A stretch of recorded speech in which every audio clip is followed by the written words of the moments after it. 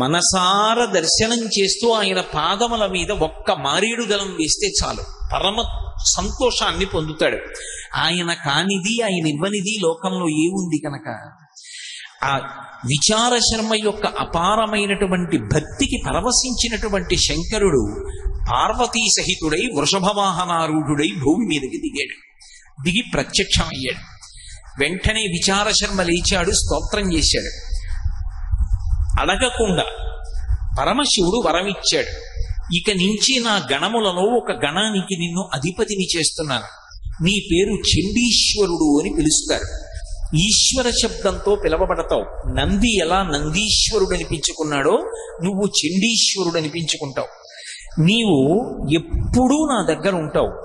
నేను కట్టుకుని విప్పినటువంటి బట్టలు, నేను ధరించి విడిచిపెట్టినటువంటి ఆభరణములు, నేను తినగా మిగిలినటువంటి ఉచ్ఛిష్టము అంటే అశేషము మిగిలిపోయినటువంటి పదార్థము నీకు మాత్రమే దక్కుతాయి. ఇక పైన ఎవ్వరూ కూడా వాటిని తీసుకోవడానికి వీల్లేదు, అవి నీకు మాత్రమే దక్కుతాయని చెప్పి వరం ఇచ్చాడు.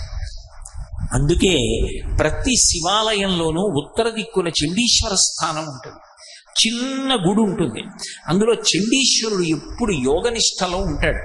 ఆయన పద్మాసనం వేసుకుని హృత్పద్మమునందు మనసులో ఆ పార్వతీ పరమేశ్వరుల దర్శనం చేస్తూ రమిస్తూ ఉంటాడు. మనం ఒక కొబ్బరికాయ శివాలయానికి పట్టుకెళ్ళాం అనుకోండి, ఆ కొబ్బరికాయ కొట్టి 2 చెక్కలు ఈశ్వరుడికి నైవేద్యం పెట్టి మనకి ప్రసాదంగా సగం ఇస్తారు. ఓ కొబ్బరి చెక్క ఇస్తారు, కాసిన అరటిపళ్ళు ఇస్తారు. ఇస్తే వాటిని తిన్నగా ఇంటికి తెచ్చుకోకూడదు. శివుడి యొక్క నిర్మాల్యాన్ని, ప్రసాదాన్ని విడిచిపెట్టేయకూడదు. చాలా మంది తెలిసి తెలియక ఒక మాట అంటుంటారు, శివాలయం నుంచి ప్రసాదం తెచ్చుకోకూడదు అంటుంటారు. బాగా వినండి, శివాలయం నుంచి ప్రసాదం పట్టికెళ్ళి తీరాలి ఇంటికి. దాన్ని గోడ మీద పెట్టేయడం, నంది దగ్గర పెట్టేయడం, అటువంటి పిచ్చి పనులు చేయకూడదు. ప్రసాద తిరస్కారము బహుదోషము. ప్రసాదాన్ని తిరస్కరించకూడదు. పసిపిల్లవాడికి అమ్మ వినా ప్రపంచం ఉండదు. ఆ పసిపిల్లవాడిని తల్లి ఎత్తుకునేసరికి వాడి ఏడుపంతా ఆగిపోయి ఒక్కసారి వాడిలోంచి ఆనందం పులకరింతతో పైకొస్తుంది. వచ్చి శరీరం అంతా రోమాంచితమవుతుంది, వెంట్రుకలు నిక్కపొడుచుకుంటాయి అమ్మని చూసినటువంటి ఆనందంలో. అలా భక్తి అనేటటువంటి తల్లి ఒడిలో ఉన్నటువంటి భక్తుడు అనబడేటటువంటి పిల్లవాడికి ఆనందంతో పులకాంకురములు పైకి లేస్తాయి. ఆనందాశ్రుభిరాతనూతి పులకం నైర్మల్యతశ్చాదనం. అమ్మ పిల్లవాడు పడుకుని నిద్రపోతుంటే చక్కటి దుప్పటి ఒకటి కప్పుతుంది. ఎందుచేత అంటే ఈగలు, దోమలు మొదలైనటువంటివి ముసిరి పిల్లవాడిని బాధ పెట్టకూడదు అని. అలాగే భక్తి అనేటటువంటి తల్లి ఒడిలో ఉన్నటువంటి భక్తుడు అనేటటువంటి పిల్లవాడికి నిర్మలంగా ఉండేటటువంటి తత్వము అనేటటువంటి దుప్పటిని తల్లి భక్తి కప్పుతుంది. నైర్మల్యతశ్చాదనం వాచా శంఖ ముఖస్థితైశ్చ జఠరా పూర్తిం చరిత్రామృతై. అమ్మ పరమ ప్రేమతో పిల్లవాడికి పాలు పట్టి కడుపు నింపుతుంది. భక్తి అనేటటువంటి తల్లి వేదము అనేటటువంటి శంఖంలోంచి శివకథలు అనేటటువంటి ఆయన చరిత్రని చెవుల గుండా పట్టి మనసు చల్లగా ఉండేటట్టుగా తృప్తిపరుస్తుంది. వాచా శంఖ ముఖస్థితైశ్చ జఠరా పూర్తిం చరిత్రామృతై రుద్రాక్షైర్భసితేన దేవ వపుషో రక్షాం. అమ్మ పిల్లవాడికి రక్ష పెడుతుంది. శ్రీరామ రక్ష 7 ఆయుష్ 7 తరం అంటుంది. అలా భక్తి అనేటటువంటి తల్లి భక్తుడు అనేటటువంటి బిడ్డడు రుద్రాక్షలు మెడలో దాల్చేటట్టుగా చేసి రక్ష చేస్తుంది. అలాగే భస్మ అమ్మ బొటనవేలుతో రక్షగా విభూతి పెడుతుంది. అలాగే భక్తి అనేటటువంటి తల్లికి బిడ్డడైనటువంటి భక్తుడు ఆ విభూతి ధారణ చేసి ఎప్పుడూ సంతోషంగా ఉంటాడు. రుద్రాక్షైర్భసితేన దేవ వపుషో రక్షాం భవద్భావనా పర్యంకే వినివేశ్య భక్తి జననీం భక్తార్భకం రక్షతి. అమ్మ పసిపిల్లవాడిని ఊయలలో వేసి ఊపుతుంది. అమ్మ ఆ ఊయలలో వేసి ఊపుతూ పాట పాడుతుంటే పిల్లవాడు పరమ సంతోషంతో హాయిగా ఆనందంతో నిద్రపోతాడు. భక్తి అనేటటువంటి తల్లి పిల్లవాడు ఏ పని చేస్తున్నా, పిల్లవాడు అంటే భక్తుడు ఏ పని చేస్తున్నా సరే అస్తమానం భగవంతుడే జ్ఞాపకానికి వచ్చి ఆ భగవంతునికి సంబంధించినటువంటి ఎడతెరిపి లేనటువంటి స్మరణల యందు సంతోషాన్ని పొందుతూ ఉంటాడు. అలా పొందేటట్టుగా భక్తి అన్న తల్లి భక్తుణ్ణి కాపాడుకుంటూ ఉంటుంది. పానీయంబులు త్రాగుచున్ కుడుచుచున్ భాషించుచున్ హాసలీలా నిద్రాదులు చేయుచున్ తిరుగుచున్ లక్షించుచున్ సంతత శ్రీనారాయణ పాద పద్మయుగళీ చింతామృతాస్వాద సంధానుండై మరచన్ సురారిసుకుడే తద్విశ్వమన్ భూవరా అంటారు పోతన గారి ప్రహ్లాదోపాఖ్యానంలో. భక్తుడు ఏది చేస్తున్నా భగవంతుణ్ణి స్మరిస్తూ ఆనందపడిపోతాడు. అలా ఎవరి హృదయము ఎప్పుడూ భగవంతుణ్ణి అంటిపెట్టుకుని ఉంటుందో, ఏది చేస్తున్నా భగవంతుడు మనస్సుని విడిచిపెట్టకుండా స్మరణల రూపంలో లోపల తిరుగుతూ ఉంటాడో, అటువంటి చిత్తశుద్ధి కలిగినటువంటి భక్తుణ్ణి సర్వకాలములయందు భగవంతుడు రక్షిస్తూ ఉంటాడు. భగవంతుడు రక్షించుట అన్నది ఒక ఎత్తైతే, పరమశివ పరివారంలోకి ఒక అత్యద్భుతమైనటువంటి వ్యక్తి చేరాడు. కుటుంబము అని ఒకటి ఉంటుంది. అందులోకి సభ్యత్వాన్ని పొందడం అంత తేలికైన విషయం ఏం కాదు. అది ఏదో రక్త సంబంధీకుల వలన కలిగినటువంటి అనుబంధము చేత లభిస్తుంది తప్ప అన్యథా లభించేటటువంటి అవకాశం ఉండదు. ఏదో ఒక ఇంట్లో ఒక తల్లి తండ్రి, ఆయనకు కొడుకు కూతురు ఉన్నారనుకోండి. ఇప్పుడు వాళ్ళ నలుగురు కలిపి రక్త సంబంధం.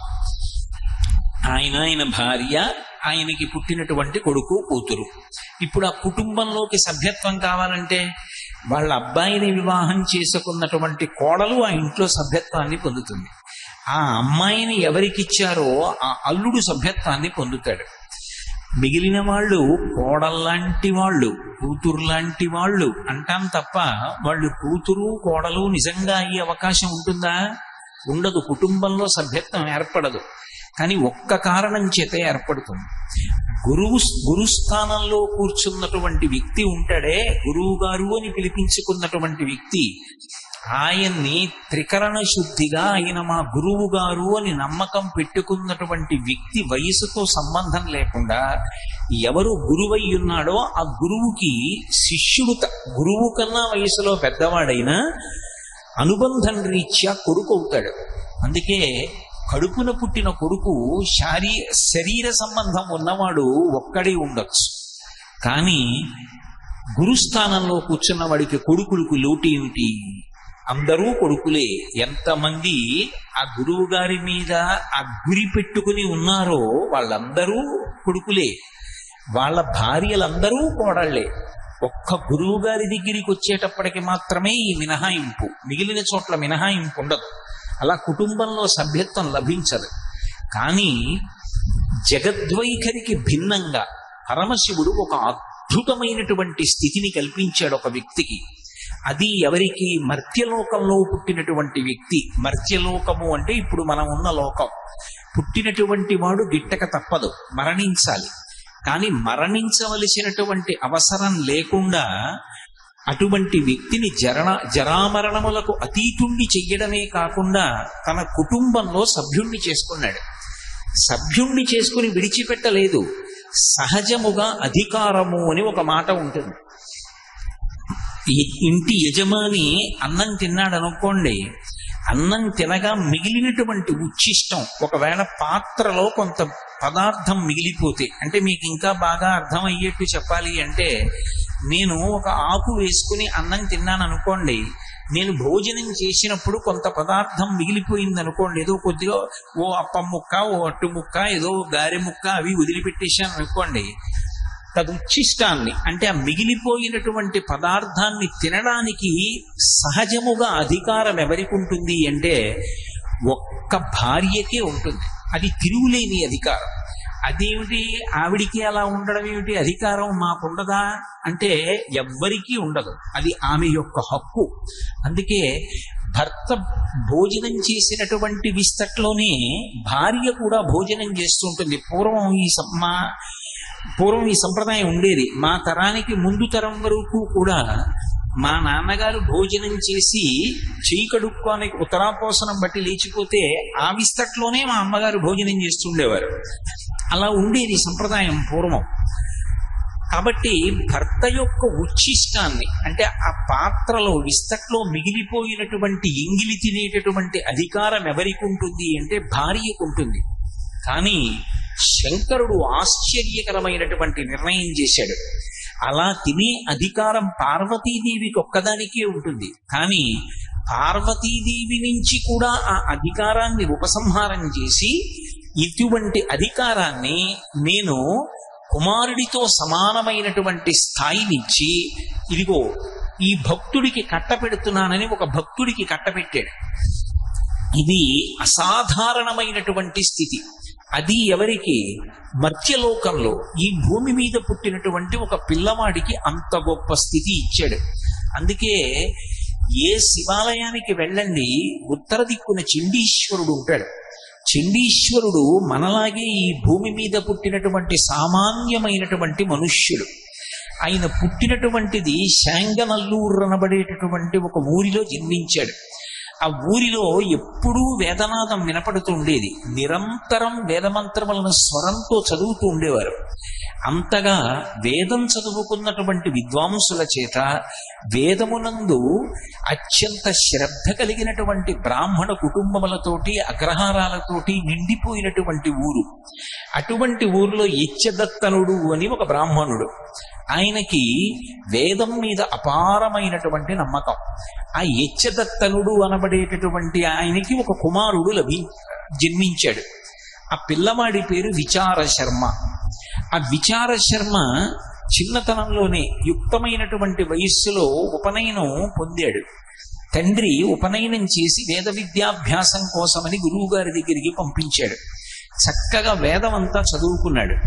స్వరంతో మంత్రానికి ప్రాణప్రతిష్ఠ చేసి పలుకుతాడు. అటువంటి పిల్లవాడు ఒక రోజున బ్రహ్మచారులతో కలిసి వీధిలో వెడుతున్నాడు. వెడుతుండగా అటుగా కొన్ని గోవులు వెళ్ళిపోతున్నాయి. ఆవులు వెడుతున్నాయి. ఆ ఆవులను కాపాడేటటువంటి రక్షకుడు, ఆ వెనక వెడుతున్నటువంటి వ్యక్తి ఒక పెద్ద కర్ర తీసుకుని ఆ ఆవు యొక్క వీపు మీద గట్టిగా మోస్తున్నాడు. ఈ పిల్లవాడు పరుగు పరుగున వెళ్ళి ఆ గొల్లవాని చేతిలో కర్ర పట్టుకున్నాడు.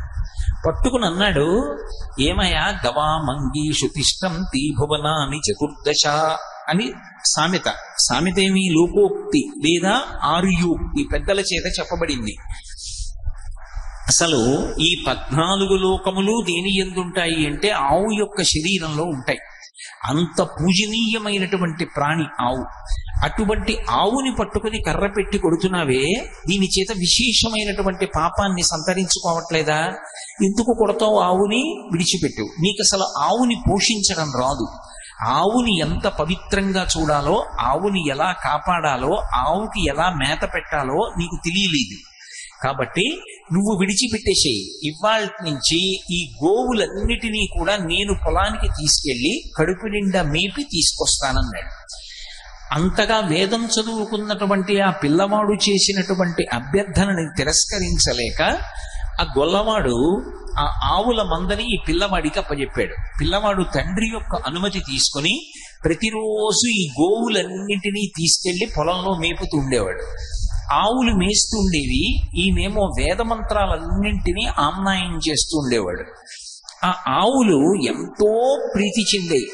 ఆ వేదంలో చెప్పబడినటువంటి మంత్రభాగాన్ని విని ఆనందించినటువంటి ఆ గోవుల యొక్క సమూహం ప్రతిరోజు కూడా ఒక వరుస క్రమంలో ఆవులన్నీ విచార శర్మ దగ్గరికి వచ్చి పాలు విడిచిపెడుతుండేవి.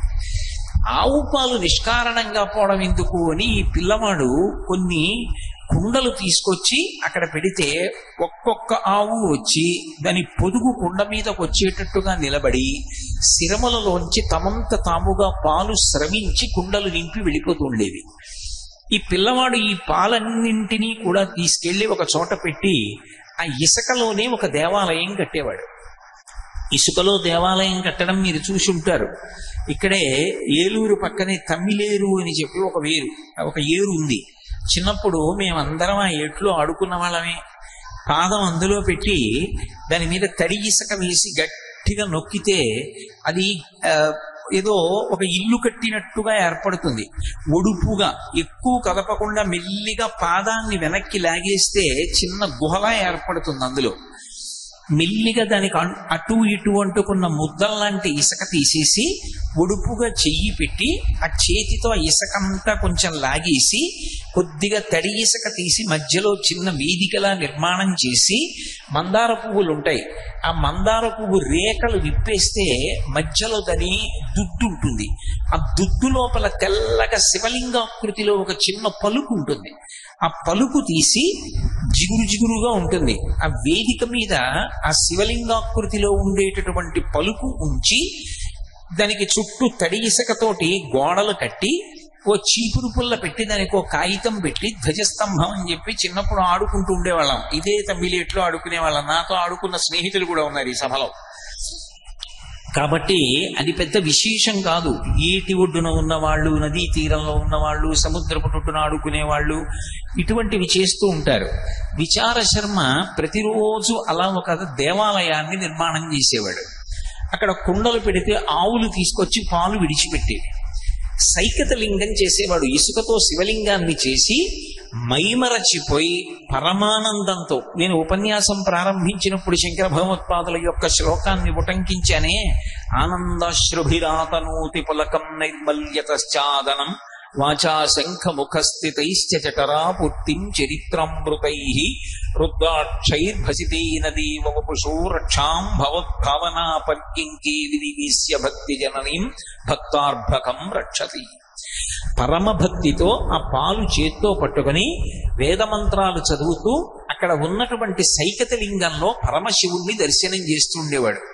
ఈ పాలు సన్నటి ధార పోస్తూ నమస్తే అస్తు భగవన్ విశ్వేశ్వరాయ మహాదేవాయ త్రయంబకాయ త్రిపురాంతకాయ త్రికాగ్నికాలాయ కాలాగ్నిరుద్రాయ నీలకంఠాయ మృత్యుంజయాయ సర్వేశ్వరాయ సదాశివాయ శ్రీమన్మహాదేవాయ నమః అంటూ పోస్తూ పరవశించిపోతుండేవాడు.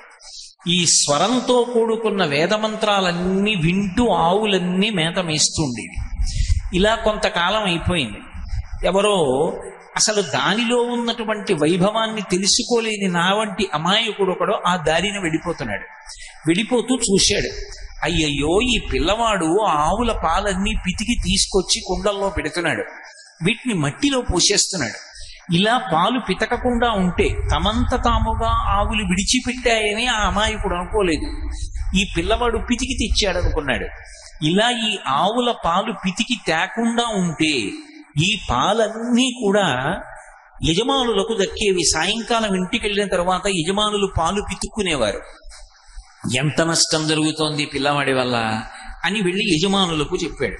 ఆ ఆవుల యజమానులందరూ కలిసి విచార శర్మ యొక్క తండ్రి అయిన ఇచ్చతత్తనుణ్ణి నిలదీశారు.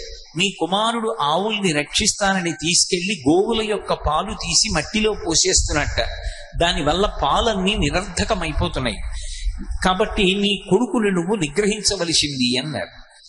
అసలు పిల్లవాడు ఏం చేస్తున్నాడో చూడాలనుకున్నాడు ఇచ్చదత్తనుడు. నేను అడగడం ఎందుకు, అడిగితే అబద్ధం చెప్పచ్చు, లేదా రేపటి నుంచి పితకడం మానేయచ్చు, మళ్ళీ 4 రోజులు ఆగి పితకవచ్చు.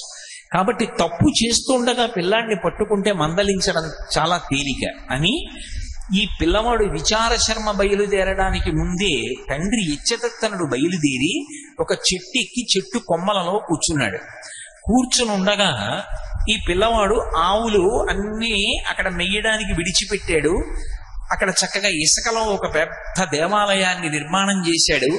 దానికి తడి ఇసుకతోటి గోడ కట్టాడు. దానికి ఉపాలయాలు నిర్మించాడు. దానికి ముఖమంటపం అన్నాడు, అర్ధమంటపం అన్నాడు, సభామంటపం అన్నాడు, కళ్యాణ మంటపం అన్నాడు. దాని ముందు బ్రాహ్మణులు వచ్చి కూర్చునేటటువంటి సంధ్యావందనం చేసుకునే అరుగులు అన్నాడు. అక్కడ ఒక పెద్ద తటాకం అన్నాడు. స్వామివారు వాహన సేవల కోసం నిమంత్రణం చేయబడినటువంటి వాహనములన్నీ కూడా పెట్టేటటువంటి వాహన మంటపం అన్నాడు. వీటన్నింటికి ఇసుకతో మంటపాలు కట్టుకున్నాడు. ఎంతసేపు పడుతుంది? 2 చేతులతో ఇసుక ఇలా ఇలా ఇలా ఇలా అంటూ గోడ కట్టేయచ్చు. పెద్ద దేవాలయం కట్టాడు. ఇప్పుడు ఆ దేవాలయంలో వెళ్ళి కూర్చున్నాను అని కూర్చున్నాడు. అక్కడ కుండలు పెట్టాడు. ఆ ఆవులు ప్రతిస్పందించేవి అతని భావనకి. అవి వచ్చి ఒక్కొక్క ఆవు 4 శిరములలో ఒక శిరము నుండి పాలు విడిచిపెట్టేవి, మిగిలిన 3 శిరములలోంచి పాలు వదిలేవి కావు. పొదుగులోని ఒక శిరములో పాలు విడిచిపెట్టి వెళ్ళిపోతున్నాయి.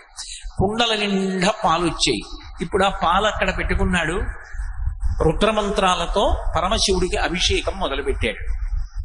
మొదలు పెట్టగానే చెట్టు మీద కూర్చున్న తండ్రి చూశాడు. అరే రే ఎంత పని చేస్తున్నాడు రా పిల్లాడు, నిన్నటి రోజున వాళ్ళు చెప్పినది యథార్థమే, ఈ పిల్లవాడు పాలన్నీ తీసుకెళ్లి ఇసుకలో పోసేస్తున్నాడు, నిష్కారణంగా పాలన్నీ పాడైపోతున్నాయి అని కోపంతో పిల్లవాడు అభిషేకం మొదలు పెట్టగానే చెట్టు దిగొచ్చాడు. చెట్టు దిగొట్టి పిల్లవాడి భుజం మీద చెయ్యి వేసి గట్టిగా కుదిపాడు. విచార శర్మ. కానీ ఆ పిల్లవాడు తదేక నిష్టలో చదవడం నోటికి అలవాటైపోయింది కాబట్టి నోరు స్వరంతో మంత్రం చెప్తోంది. కానీ ఆయన మనస వాచ కర్మణ పూర్తిగా శివభక్తిలో మునిగిపోయి ఉన్నాడు. అతనికి ఆ సైకత లింగంలో పరమశివుడు ప్రత్యక్షం అవుతున్నాడు. పరమానందంతో ఆవు పాలు పోస్తూ అభిషేకం చేస్తున్నాడు. తండ్రి పిలిచినా కుదిపినా పలకలేదు. ఆ తండ్రికి ఎక్కడ లేని కోపం వచ్చింది. ఈ పిల్లవాడు పిలిస్తే పలకట్లేదని కాలుతో అక్కడ ఉన్నటువంటి ఆవు పాల కుండని ఒక్క తన్ను తన్నాడు. కుండ బద్దలైపోయి ఆవు పాలన్నీ కింద పడిపోయి అక్కడ ఉన్నటువంటి ఆ దేవాలయాన్ని ఇసుకతో కట్టినటువంటి దాన్ని ఒక్క తన్ను తన్నాడు. ఆలయం అంతా భిన్నమైపోయి ఇసుక చిమ్ముకుపోయింది. పిల్లవాడు ఇలా పక్కకి తిరిగి చూశాడు. కాలు కనపడింది. ఇది తండ్రి పాదమే గుర్తించాడు. అయినా మహాపరాధం చేశాడు. పరమశివుడికి అభిషేకం చేయడానికి తీసుకొచ్చినటువంటి ఆవు పాల కుండ భిన్నం చేశాడు. అక్కడతో ఊరుకోకుండా ఆకాలితోటే శివాలయాన్ని ధ్వంసం చేశాడు. నా తండ్రి రక్షింపబడాలి అంటే ఆ కాలు తెగిపోవడం వినా మార్గం లేదు. నా తండ్రిని రక్షించుకోవడానికి, ఈ అపరాధం నుంచి గట్టెక్కించడానికి ఏ కాలుతో ఆవు పాల కుండని ఇసుకతో కట్టిన దేవాలయాన్ని తన్నాడో ఆ కాలు నేను నరికేస్తానని అక్కడ ఉన్నటువంటి గొడ్డలిని ఒకదాన్ని తీసి తండ్రి కాలి మీద విసిరాడు. ఆ గొడ్డలి తగిలి తండ్రి కాలు తెగిపోయి రక్తధారలు కారిపోతుండగా తండ్రి కింద పడి శరీరం విడిచిపెట్టాడు. పశ్చాత్తాపడకుండా శివ ఇంత అపరాధం చేశాడు, నా తండ్రి క్షమించమని శివుడికి విజ్ఞాపన చేశాడు. పరమశివుడు అతని యొక్క భక్తికి కదిలిపోయాడు. ఇది శంకర భగవత్పాదులు అంటారు, గభీరే కాసారే విశతి విజనే ఘోర విపినే విశాలే శైలీచ భ్రమతి కుసుమార్థం జడమపి సమర్పే చేత సరసిజముమానాధభవతే సుఖేనావస్థాతుం జనయిహ న జానాతి కిమహో అంటారు. మనసార దర్శనం చేస్తూ ఆయన పాదముల మీద ఒక్క మారేడు దళం వేస్తే చాలు, పరమ సంతోషాన్ని పొందుతాడు. ఆయన కానిది, ఆయన ఇవ్వనిది లోకంలో ఏముంది కనుక ఆ విచార శర్మ యొక్క అపారమైనటువంటి భక్తికి పరవశించినటువంటి శంకరుడు పార్వతీ సహితుడై వృషభవాహనారూఢుడై భూమి మీదకి దిగాడు. దిగి ప్రత్యక్షమయ్యాడు. వెంటనే విచార శర్మ లేచాడు, స్తోత్రం చేశాడు.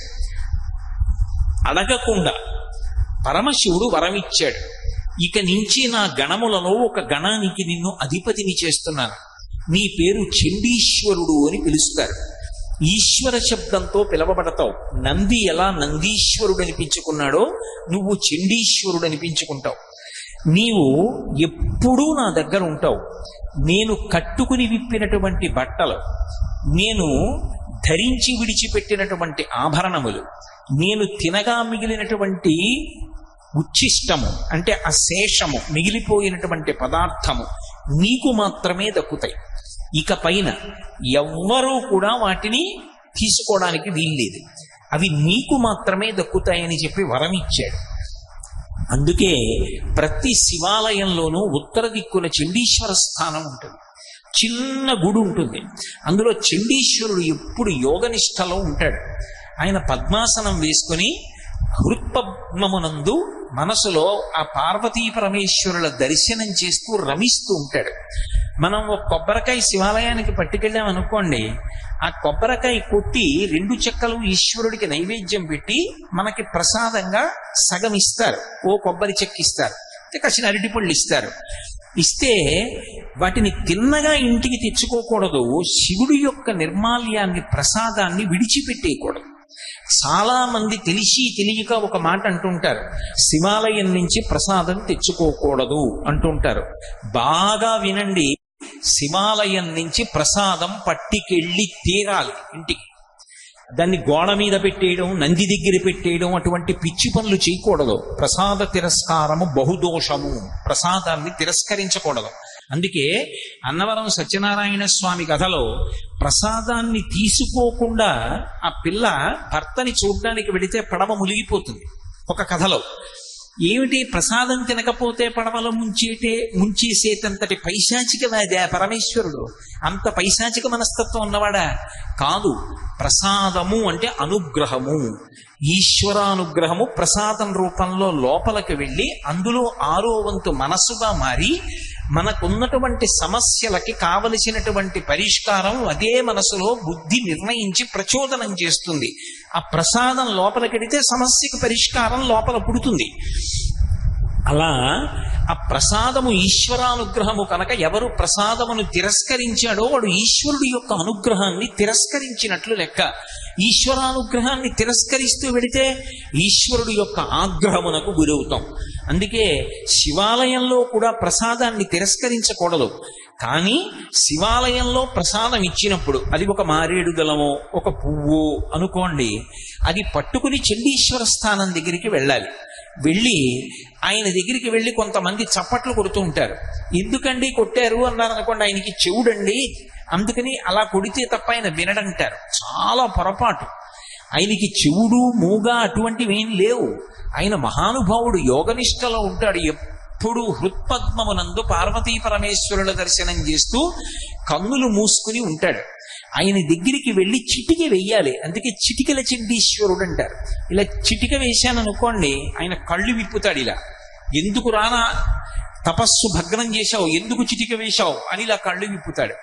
వెంటనే మనకిచ్చిన ప్రసాదం ఆయనకి చూపించి, స్వామి శంకరుడు తినగా మిగిలిన ప్రసాదాన్ని నేను ఇంటికి పట్టుకెడుతున్నాను అనుగ్రహంగా, కానీ అది మీకు దక్కాలి అని చెప్పి శివుడి యొక్క శాసనం, మీరు అనుగ్రహించండి, దీన్ని ఇంటికి పట్టుకెడతానని ఇలా ఆయనకి చూపించాలి.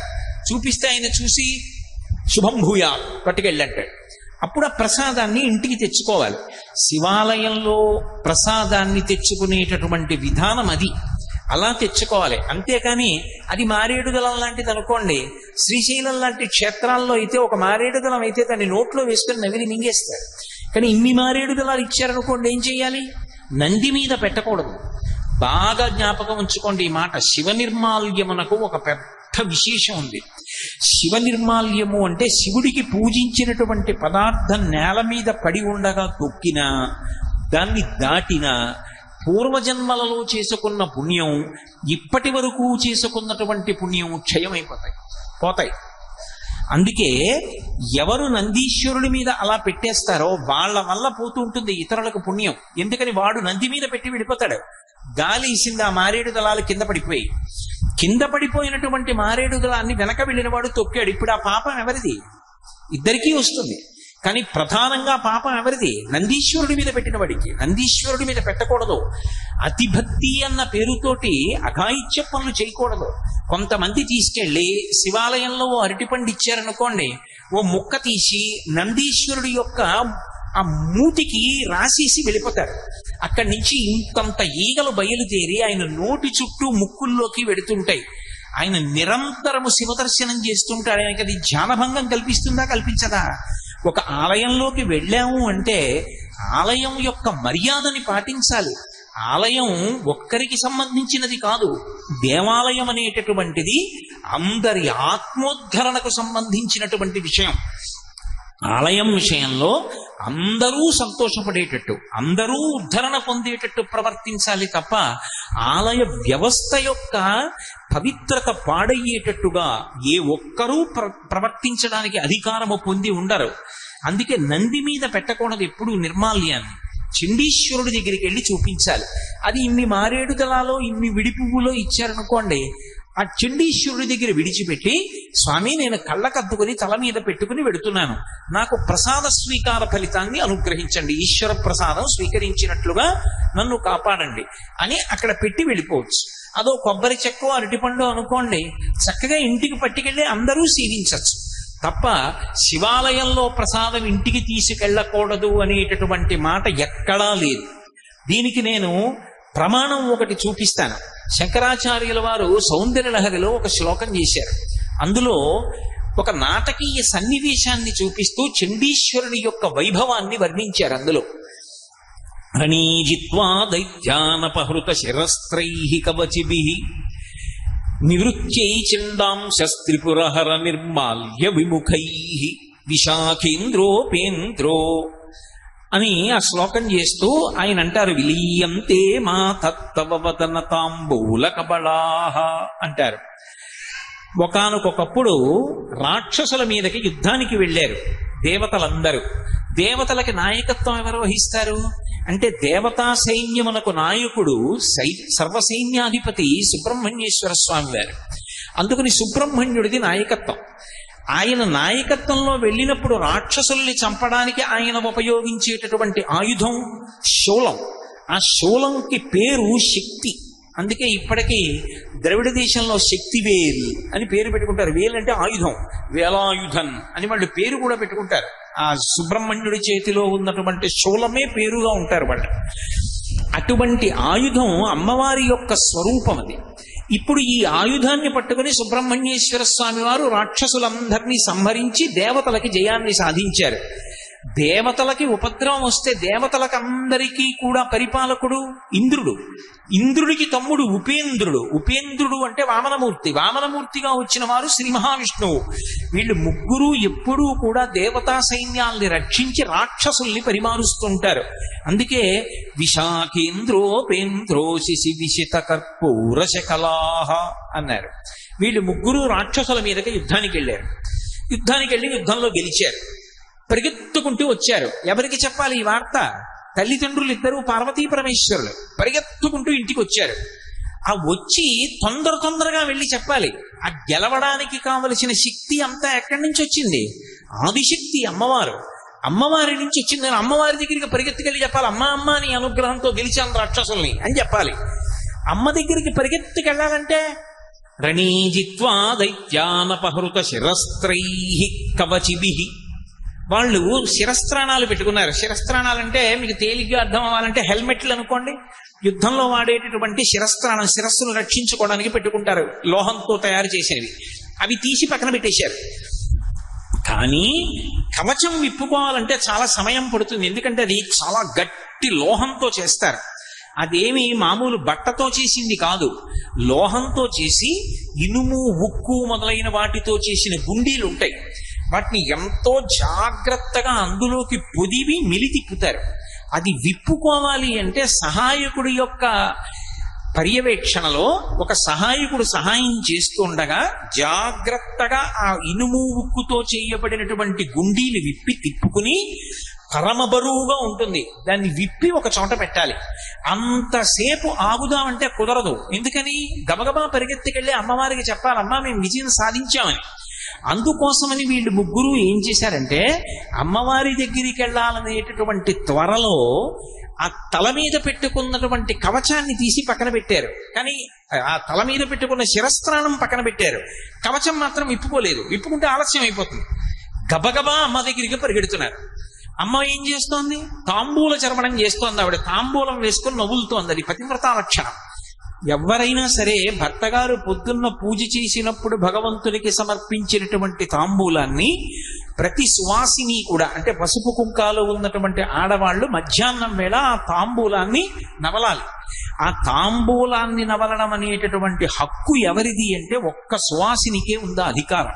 అందుకే అమ్మవారికి చేసేటటువంటి ఉపచారాలన్నిటిలోకి చాలా గొప్ప ఉపచారం తాంబూల సమర్పణ. అసలు తాంబూలం అమ్మవారు వేసుకున్నటువంటి ఆ నోటిని దర్శనం చేస్తే వచ్చేటటువంటి ఫలితాలు నేను చెప్పలేను అని పరోక్షంగా చెప్పారు శంకరాచార్యుల వారు. ఆ నోటి వంక చూస్తే అంత ఫలితం. అటువంటి తల్లి, అది సువాసిని అధికారం.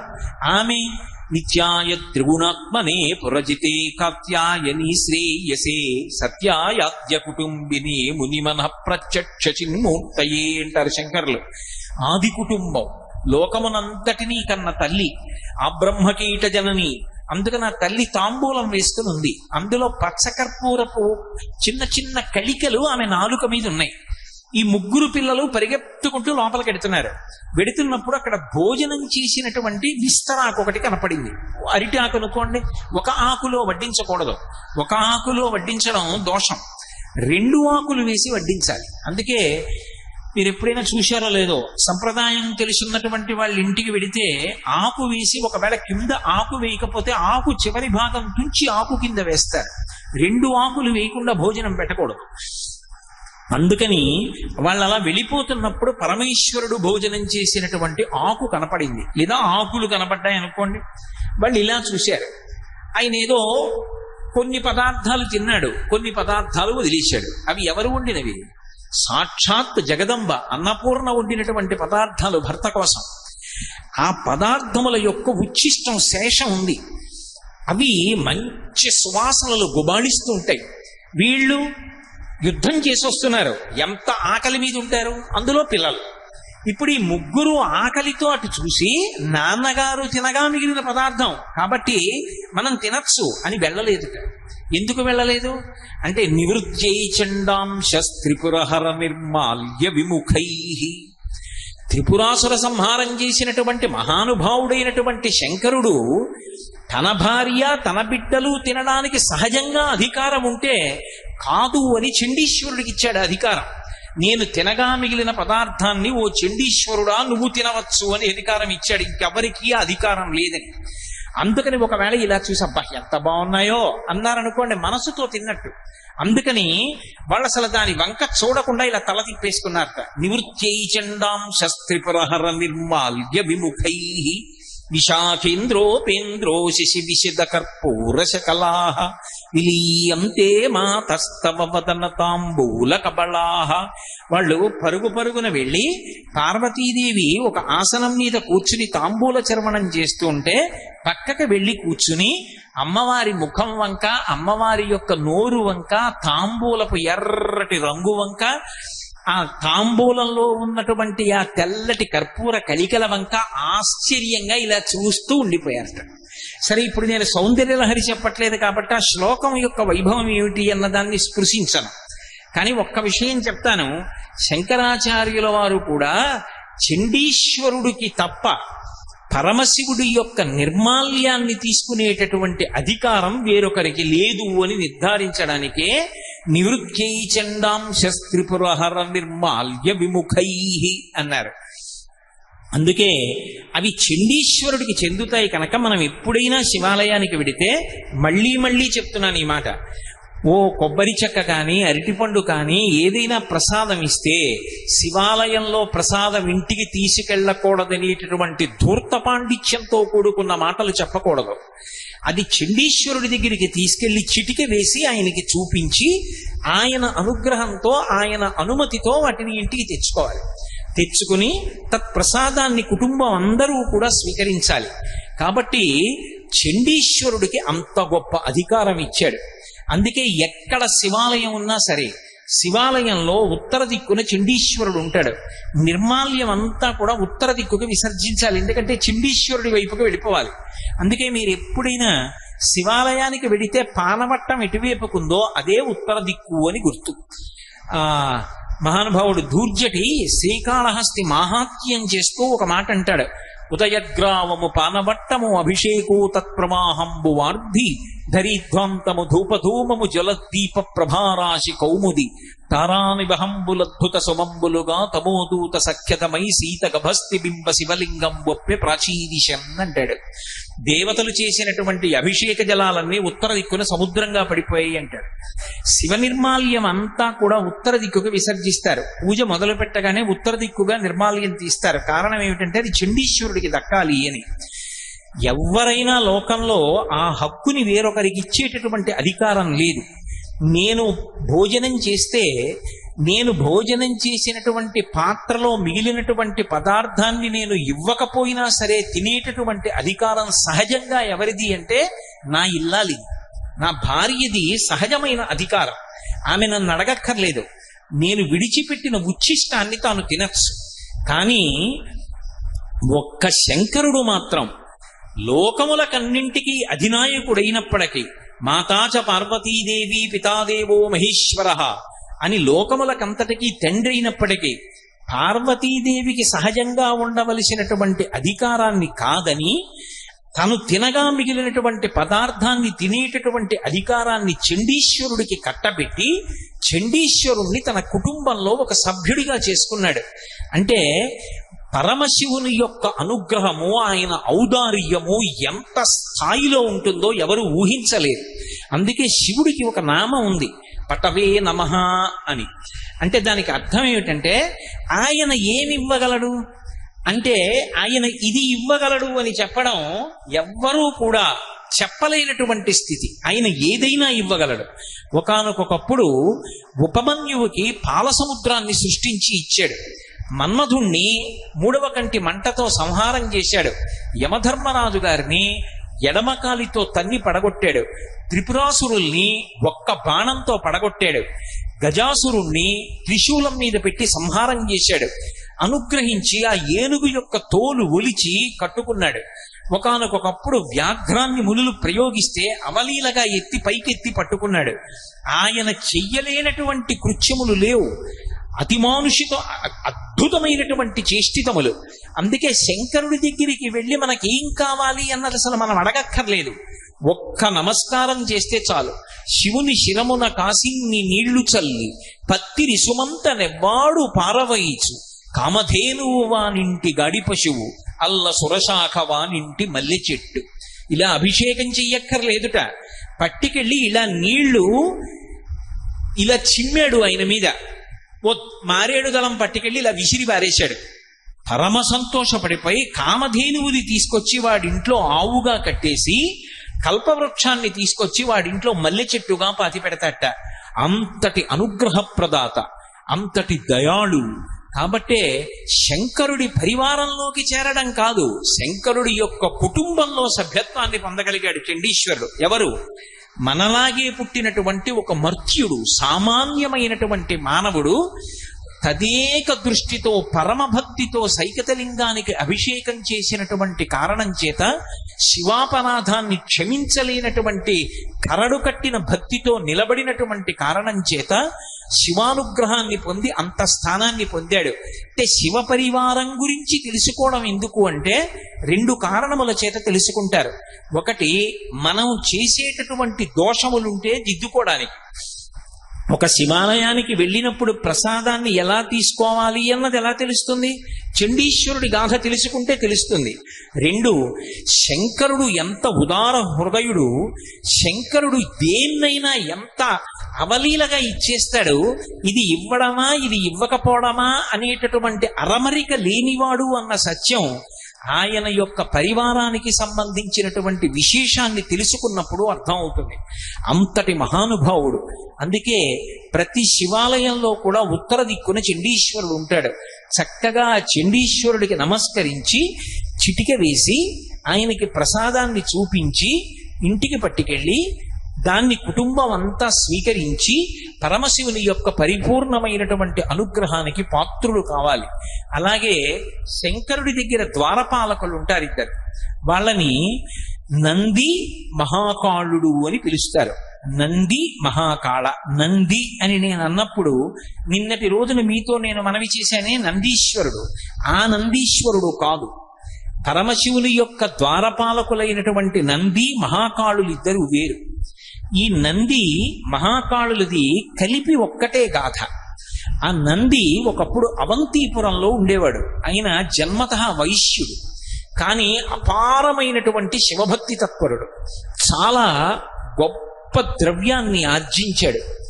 ఎంత ద్రవ్యాన్ని ఆర్జించాడో అంత శివభక్తి కలిగిన వాడు కనుక ఒక శివలింగాన్ని ఊరికి బాగా దూరంగా చివరికి వచ్చేటట్టుగా నిర్మాణం చేసి ఆ శివాలయంలో శివలింగాన్ని ప్రతిష్ఠ చేసి ప్రతిరోజు రుద్ర నమక చమకాలతో శివుడికి అభిషేకం చేసి చక్కగా పురుష సూక్తంతో శ్రీ సూక్తంతో శివ సహస్రనామంతో అర్చన చేసి మారేడు దళాలతోటి ఏ ఋతువులో దొరికేటటువంటి పువ్వులతోటి శివలింగాన్ని అర్చించి సరిపెట్టకుండా ఇంద్రనీలములు గోమీధికములు, వజ్రములు, వైఢూర్యములు, మంచి ముత్యములు, పగడములు, ఇటువంటివన్నీ తీసుకొచ్చి విడివిడిగా శివలింగానికి నామాలతో అర్చన చేసి ఆ మణులలోంచి వచ్చేటటువంటి కాంతులలో ప్రకాశిస్తున్నటువంటి శివమూర్తిని చూసి ఆ లింగాన్ని చూసి ఆనందంతో పరవశాన్ని పొందుతుండేవాడు. అలా ప్రతిరోజు వచ్చి మధ్యాహ్నం వరకు పూజ చేసి మహానైవేద్యం పెట్టి వెళ్ళిపోతుండేవాడు. ఒక రోజున ఈ నంది అంటే మళ్ళీ చెప్తున్నాను మీకు, వైశ్యశ్రేష్ఠుడు ఆయన, నందీశ్వరుడు కాడు. ఆ వైశ్యుడు ఆ శివాలయానికి వచ్చి శతరుద్రీయ మంత్రముల చేత శివలింగానికి అభిషేకం చేసి మణులు మొదలైన వాటితో కూడా అర్చన పూర్తి చేసి మహానైవేద్యం పెట్టి భజన చేసి అర్చకుడితో కలిసి తనకి సహాయం చేసిన పురోహితుడితో కలిసి ఇంటికి వెళ్ళిపోవడానికి బయలుదేరుతున్నాడు. ఎక్కడి నుంచి వచ్చాడో ఇంతలో ఒక కిరాతుడు అక్కడికి వచ్చాడు. ఆయన వేటాడి జీవిస్తూ ఉంటాడు. ఆయన పేరు మహాకాళుడు. ఆయన అక్కడికి వచ్చాడు. వచ్చి శివాలయంలోకి వచ్చాడు. వస్తువుని శివలింగం వంక చూశాడు. అబ్బా, ఎంత అద్భుతమైన శివలింగం రా అనుకున్నాడు. అక్కడ మణులు కనపడ్డాయి, వజ్రములు కనపడ్డాయి, వైఢూర్యములు కనపడ్డాయి, మంచి ముత్యములు, గోమీధికములు ఇవన్నీ కనపడ్డాయి. కానీ ఆశ్చర్యం ఏమంటే ఆయన మనస్సు వాటి వేటి మీద నిలబడలేదు. ఆ శివలింగం వంక తేరిపారి చూశాడు. ఏదో జన్మజన్మాంతరమైనటువంటి అనుబంధం ఒక్కసారి మనసులో నిద్ర లేచింది. శివా, నువ్వు నా తండ్రివి, నేను నీ బిడ్డని. ఇంతకాలం తండ్రి నిన్ను చూడ్డానికి రాలేదు, ఎక్కడెక్కడో తిరిగాను, ఇంతకాలానికి వచ్చాను, ఇక నిన్ను విడిచిపెట్టనన్నాడు. తిన్నగా పక్కనున్న తటాకంలోకి వెళ్ళి మునిగి స్నానం చేశాడు. బట్ట పిడుచుకున్నాడు, మళ్ళీ కట్టుకున్నాడు. గబగబా గుళ్ళోకి వచ్చాడు. వచ్చేటప్పుడు బోయి తిన్నడిలాగే ఆ నోట్లో కొన్ని నీళ్లు పట్టుకొచ్చి శివలింగం మీద ఉమిశాడు. ఏమైనా అందామంటే కిరాతుడు ఏ బాణం వేసి చంపేస్తాడో భయం. వైశ్యుడు, బ్రాహ్మణుడు నక్కి చూస్తున్నారు దేవాలయంలో ఒక చాటున. ఈ వచ్చినటువంటి మహాకాళుడు, ఈ కిరాతుడు ఆ శివలింగం మీద నీళ్లు ఉమిసి అభిషేకం చేశాడు. ఆ శివుడి దగ్గర కూర్చొని అపారమైనటువంటి భక్తితో శివ శివ శివ శివ శివ శివ శివ అని శివనామం చెప్తూ ఆయన మనస్సు అంతర్ముఖమైపోయింది. పరమానందాన్ని పొందేశాడు. ఏమో ఎప్పుడు ఎవరి మనస్సు ఎలా ఉంటుందో మనకి తెలియదు. శంకర భగవత్పాదులు అందుకే అంటారు, వటుర్వా గేహీవా యతిరపి జటీవా తదితరో నరోవా యక్కశ్చిద్భవతు భవకింతేన భవతి యదీయం మృత్పద్మం యది భవదీనం పశుపతేః తదీయస్త్వం శంభో భవసి భవభారంచ వహసి అంటారు. నువ్వు ఉపనయనం చేసుకున్నటువంటి వటువా, గృహస్థాశ్రమంలో ఉన్నటువంటి వాడివా, వానప్రస్థువా, సన్యాసివా, వీటితో శంకరుడికి సంబంధం లేదు. శంకరుడికి కావలసింది ఏమిటి అంటే నీ మనస్సు అనేటటువంటి పద్మాన్ని తీసి ఆ పరమశివుని యొక్క పాదముల దగ్గర పెట్టినవాడవేనా? అలా పెట్టినవాడవైతే శంకరుడు ఆ భక్తుడి వెంట పడి తిరుగుతూ ఉంటాడు. అంతటి ఉదారు. ఆయనకి కావలసింది ఆ భక్తి ఒక్కటే. ఆ భక్తి లేదనుకోండి, ఆయనకి దానితో సంబంధం లేదు. నిన్న మీతో చెప్పా కదా, శివానంద లహరిలో భృంగి సంబంధంగా ఒక శ్లోకం చెప్పారు శంకరులే.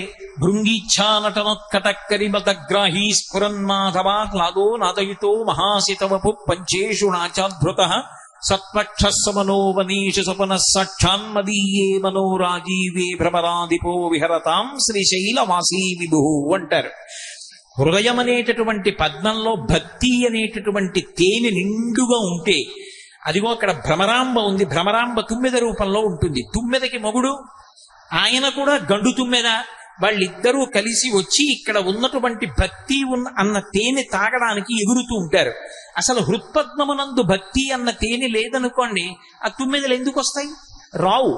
కాబట్టి మనోరాజీవే విహరతాం, ఆ మనస్సు అనేటటువంటి పద్మం దగ్గర ఆ రెండు తుమ్మెదలు ఎగరడానికి కారణమేమి అంటే భక్తి అనేటటువంటి మకరందము కాని నిండి ఉన్నదా హృత్పద్మమునందు, ఆ తుమ్మెదల జంట విహరిస్తారు పార్వతీ పరమేశ్వరుడు. అంతకుముందు ఆయన కిరాతుడు, ఎన్నో జంతువుల్ని కొట్టాడు, ఎన్నో పక్షుల్ని కొట్టాడు. అయితేనే ఏ జన్మలో చేసుకున్న పుణ్యమో ఇప్పుడు ఫలించింది. ఆ శివలింగాన్ని చూడగానే అపారమైన ఆనందాన్ని పొందేశాడు, అంతర్ముఖత్వాన్ని పొందాడు. అక్కడ ఉన్న మణుల వంక చూశాడు. గాజురాళ్ళు గట్టిగా ఉంటాయి, ఇవి తీసుకొచ్చి ఇక్కడ పూజ చేశారు. ఇవి నా తండ్రి పాదములకు తగిలినప్పుడు ఎంత నొచ్చుకున్నాడో, ఎంత నిప్పెట్టిందో, ఇవన్నీ పట్టుకెళ్ళి పూజ చేశారు. ఇవన్నీ పూజ చేస్తే గాజురాళ్ళన్నీ తీసుకెళ్లి కాళ్ళ మీద వేస్తే ఆయన పాదములకు నిప్పెట్టదు, ఎవడి పూజ చేసిన ధూర్తుడు అన్నాడు. ఈ వజ్రాల్ని వైఢూర్యాల్ని పక్కకి తోసేశాడు. తాను తీసుకొచ్చిన మారేడు దళాలు శంకరుడి పాదాల మీద ఉంచాడు. పరమ సంతోషపడిపోయాడు. తిరిగి వెళ్ళిపోయాడు. చూశాడు నంది, ఇదెక్కడి గొడవరా, ఎక్కడి నుంచో కొండ నుంచి దిగొచ్చాడు, చేసిన పూజంతా పక్కకి తోసేశాడు, మళ్ళీ ఇవన్నీ తీసుకొచ్చాడు, మారేడు దళాలు వేశాడు, ఎంగిలి నోట్లో నీళ్లు తీసుకొచ్చి శివలింగం మీద ఉమిశాడు. ఇప్పుడు ఈ దేవాలయాన్నంతటినీ ఎలా మళ్ళీ ప్రక్షాళన చేయడం, ఎలా ఈ పాపం నివృత్తి అవుతుందని అడిగాడు. అడిగితే ఏదో ప్రాయశ్చిత్తం చెయ్యాలన్నారు. మళ్ళీ దేవాలయం అంతా శుభ్రం చేశారు. మళ్ళీ శంకరుడికి అభిషేకం చేశారు. మళ్ళీ నైవేద్యం పెట్టారు. మళ్ళీ పునఃపూజ చేశాడు. మళ్ళీ బెంగ పెట్టుకుని అయ్యో ఏమిటో ఇలా అయిందనుకుని దేవాలయం తలుపులు వేసి ఇంటికి వెళ్ళిపోయాడు. మరునాడు ఉదయం మళ్ళీ వచ్చాడు. మళ్ళీ ఆ కిరాతుడు వస్తాడేమో అన్న భయంతో బెంగబెంగగా మళ్ళీ పూజ అంతా చేశాడు. మళ్ళీ వజ్రాలు, వైఢూర్యాలు, మాణిక్యాలు, గోమేధికాలు, మంచి ముత్యాలు వీటన్నిటితో పూజ పూర్తి చేశాడు. మహానైవేద్యం పెట్టాడు, మంత్రపుష్పం పెట్టాడు, తాంబూలం ఇచ్చాడు. అన్నీ పూర్తయిపోయాయి. తాను ఇంటికి వెళ్ళిపోవడానికి సిద్ధపడి లేచి సాష్టాంగ నమస్కారం చేసి నించున్నాడు. అంతే, మళ్ళీ ఎక్కడి నుంచో కిరాతుడు పరిగెత్తుకొచ్చాడు. మళ్ళీ నిన్ననేం చేశాడో ఇవాళ కూడా అదే చేశాడు. మళ్ళీ గబగబా వచ్చాడు. ఆ శివలింగం మీద తన నోటిలో ఉన్నటువంటి నీటిని ముమిశాడు. పక్కన ఉన్నటువంటి కోనేటిలో స్నానం చేసి తీసుకొచ్చినటువంటి నీళ్లు, ఆ నీళ్లని ముమిశాడు. ఆ శివలింగాన్నంతటిని తుడిచేశాడు. మళ్ళీ తీసుకొచ్చి దిక్కుమాలిన గాజురాళ్ళు ఇక్కడ పెట్టారన్నాడు. ఆ గాజురాళ్ళు అని చెప్పి ఆ వజ్రవైఢూర్యాలు పక్కకి తోసేశాడు. తోసేసి తాను తీసుకొచ్చిన లేత మారేడు దళాలు చిన్న చిన్న ఉంటాయి, ఎర్ర రంగులో ఇంతంతే ఉంటాయి. అంత చిన్నవైతే మా స్వామి పాదం మీద పెట్టినప్పుడు సొక్కదు, హాయిగా ఉంటుంది ఆయన పాదాలకన్నాడు. ఆ చిన్ని మారేడు దళాల ఆయన మీద పెట్టాడు. ఇప్పుడు మా తండ్రి పాదాలు ఎంత అందంగా ఉన్నాయో అన్నాడు. శివలింగానికి పూజ చేశాడు. మనసులో దర్శనం చేసింది పరమశివుని యొక్క పాదముల జంట దర్శనం చేశాడు. మహానందపడిపోయాడు. అక్కడ ఉన్న ప్రసాదం నోట్లో వేసుకున్నాడు. తిరిగి మళ్ళీ కొండెక్కి వెళ్ళిపోయాడు. ఈ నంది బెంగ పెట్టుకున్నాడు. ఇలా రోజు నేను పూజ చెయ్యా, ఈ కిరాతుడు వస్తుండా, ఈ వచ్చినటువంటి కిరాతుడు నేను చేసినటువంటి పూజనంతటినీ పక్కకి తోసేయ్యా, మళ్ళీ ఆయన తీసుకొచ్చి ఎంగిలి నీళ్లు ఉముస్తూ ఉండడం, పైగానేమో ఆ గాజురాళ్ళని అన్నిటినీ తీసేయడం, ఇది సరి అయినటువంటి పద్ధతిగా లేదు. ఏం చేస్తే బాగుంటుంది చెప్పమని బ్రాహ్మణుల్ని అడిగాడు. వాళ్ళన్నారు, ఇక్కడ ఊరికి చివరగా శివాలయం ఉన్నటువంటి కారణం చేత కొండమించి కిరాతుడు దిగి వస్తున్నాడు కాబట్టి ఇక్కడ శివాలయం ఉంటే ఉపయోగం లేదు, ఇక్కడ శివలింగం ఉంటే ఉపయోగం లేదు. ఇతను ఇలాగే వస్తూ ఉంటాడు. పాపమో పుణ్యమో ఈ శివలింగాన్ని తవ్వేద్దాం, తవ్వేసి నీ ఇంటికి పట్టుకెళ్ళిపోయి నీ ఇంట్లో ప్రతిష్ఠ చేసుకుని అక్కడ పూజ చేద్దాం అన్నాడు. సరేనన్నాడు. మరునాడు తెల్లవారుజామునే చీకటి ఇంకా విడవక ముందే వచ్చాడు. తనతో పాటు కొంతమంది కార్మికుల్ని తీసుకొచ్చాడు. గుణపాలతో శివలింగాన్ని తవ్వేశారు, భుజాలకు ఎత్తుకున్నారు, ఇంటికి పట్టుకెళ్ళిపోయారు. వైశ్యుడిది గొప్ప భవనం. ఆ భవనంలో ఒక గది ఏర్పాటు చేశాడు. అందులో వేదిక మీద శంకరుణ్ణి పెట్టాడు. శివ, ఇంకా ఇవాళ నుంచి నీకు ఎంగిలి పూజల బాధ లేదు, ఇక నంది రాడు, మహాకాలుడు రాడు, హాయిగా నేను పూజ చేస్తాను, దాన్ని స్వీకరించన్నాడు. మధ్యాహ్నం వరకు పూజ చేశాడు. అమ్మయ్య, ఇక కిరాతుడు వచ్చే అవకాశం లేదన్నాడు. సంతోషంగా మహానైవేద్యం పెట్టేశాడు. నీరాజన మంత్ర పుష్పాలు అయిపోయి తలిపేసేశాడు, వెళ్ళిపోయాడు. అక్కడ మహాకాలుడు ఆ కిరాతుడు కొండమించి మధ్యాహ్నం దిగొచ్చాడు. తిన్నగా కోనేటికి వెళ్ళాడు. చక్కగా స్నానం చేసేశాడు. గండూషాంబు రిషీచనం పురరివోర్దివ్యాభిషేకాయతే అంటారు శివానంద లహరిలో. అలా నోటి నిండా పుక్కిటి నిండా నీళ్లు పట్టుకున్నాడు. శివలింగం మీద అభిషేకం చేద్దామని గుళ్ళోకి వచ్చాడు. వచ్చేటప్పటికి శివలింగానికి బదులు పెద్ద గొయ్యుంది. చూశాడు, ఆశ్చర్యపోయి హతాశుడైపోయి చేతిలో ఉన్న ధనస్సు పక్కన పారేసి ఆ మారేడు దళాలు నేల మీద పడేసి కుప్పకూలిపోయాడు. శివ, నేనేదో అపరాధం చేసి ఉంటాను, నువ్వు వెళ్ళిపోయావు. తండ్రి, నువ్వు లేని ప్రదేశం ఎక్కడుంది? నువ్వు లేని ప్రదేశం ఈ లోకంలో లేదు. నువ్విక్కడ లింగాకృతిలో కనపడకపోతే నేను లింగాకృతిని కల్పించుకోలేను అనుకున్నావా? నేను ఎక్కడికో వెళ్ళి శివలింగాన్ని తీసుకొచ్చి ప్రతిష్ఠ చెయ్యగలిగినంత శక్తివంతుణ్ణి కాను. నాలో ఉన్నటువంటి సప్తధాతువులతో నీకు శివలింగాన్ని నిర్మాణం చేస్తానన్నాడు. చాలా వేడిగా ఉంది కదూ, శరీరానికి చెమట పట్టడం సహజం. దాని గురించి అంత అల్లరిపడకండి. హరి ఓం. కాబట్టి ఇక్కడ శివలింగం లేకపోతే నేనేమి బెంగ పెట్టుకోను, ఈశ్వర నేనే శివలింగాన్ని తయారు చేసుకుంటాను, ఎక్కడి నుంచో లింగాన్ని తీసుకొచ్చి ప్రతిష్ఠ చేయడం నా వల్ల జరిగే పని కాదన్నాడు. అని ఆ గోతి వంక చూశాడు. ఎలా, దేనితో కప్పాలి? శివ, నీ లింగాన్ని అనేక పదార్థములతో చేస్తారు. బంగారంతో చేస్తారు, వెండితో చేస్తారు, రాగితో చేస్తారు, సీసంతో చేస్తారు, పాదరసంతో చేస్తారు, మృత్తికతో చేస్తారు, మణులతో చేస్తారు.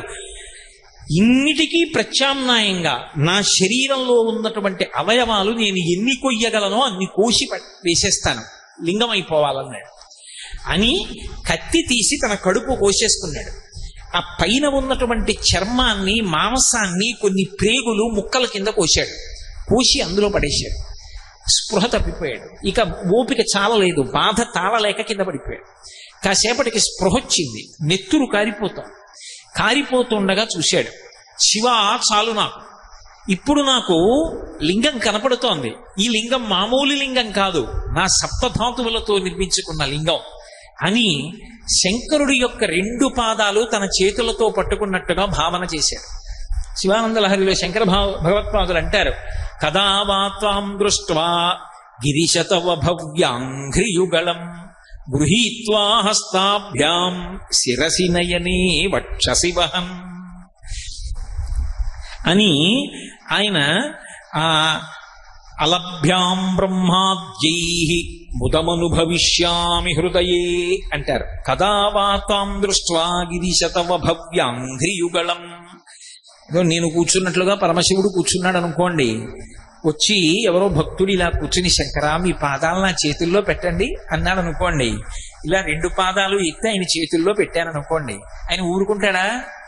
ఆ 2 చేతులతో పట్టుకున్న పాదాల వంక చూసి వంగిపోయి ఆ పాదాల మీద ఇలా తల పెడతాడు. పెట్టి ఊరుకుంటాడా? దగ్గరికి జరిగి, స్వామి మీ కాళ్ళు పైకెత్తి నా తల మీద పెట్టరా అంటాడు. శిరసి తల మీద పెట్టుకుంటాడు. పెట్టుకుని ఇలా 2 చేతులతో పెట్టుకుని నయనే, ఆ 2 కాళ్ళు ఇలా చేతులతో పట్టుకుని వేళ్ల చివరి భాగాలు అమ్మ చిన్నప్పుడు పడిశం పడితే కర్పూరం బియ్యం కలిపి పల్చటి గుడ్డలో మూట కట్టి ముక్కు దగ్గర పెట్టి వాసన చూపించి తుమ్మించి పడిశం పోగొట్టినట్టుగా ఆ వేళ్ల చివరి భాగాలు పూల పొట్లాల తిత్తుల్లా ఉంటే వాటిని తీసుకొచ్చి కళ్ళకి ఇలా అద్దుకున్నాడు. ఇటు 5 వేళ్ళు, ఇటు 5 వేళ్ళు కళ్ళకి తగిలాయి. శిరసి నయని వక్షసి వహం.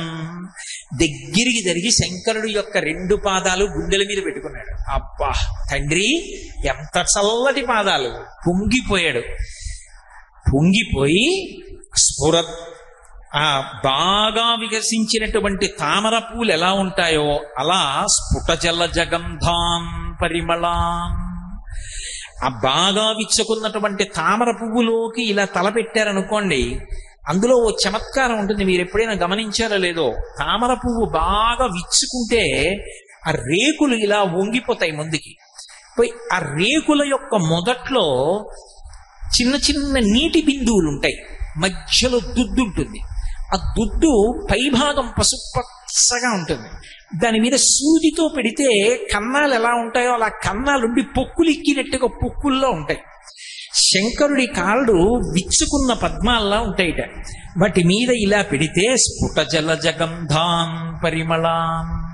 పద్మంలో ముఖం పెడితే ఎలా సువాసన వచ్చి తడి తగులుతుందో అలా శంకర వశిష్ఠాది మహర్షులు మీ పాదములను నీళ్లతో కడిగారు. ఆ తడి నా శిరస్సు కంటుకుంటూ ఉంటే ఆ వాసన పీలుస్తూ అలభ్యాం బ్రహ్మాద్యైః బుధమనుభవిష్యామి హృదయే. బ్రహ్మాదులకు లభించినటువంటి ఆనందాన్ని నీ పాదములు పట్టుకుని నేను అనుభవించాలి. ఎవరు ఇది అనుభవిస్తున్నవాడు?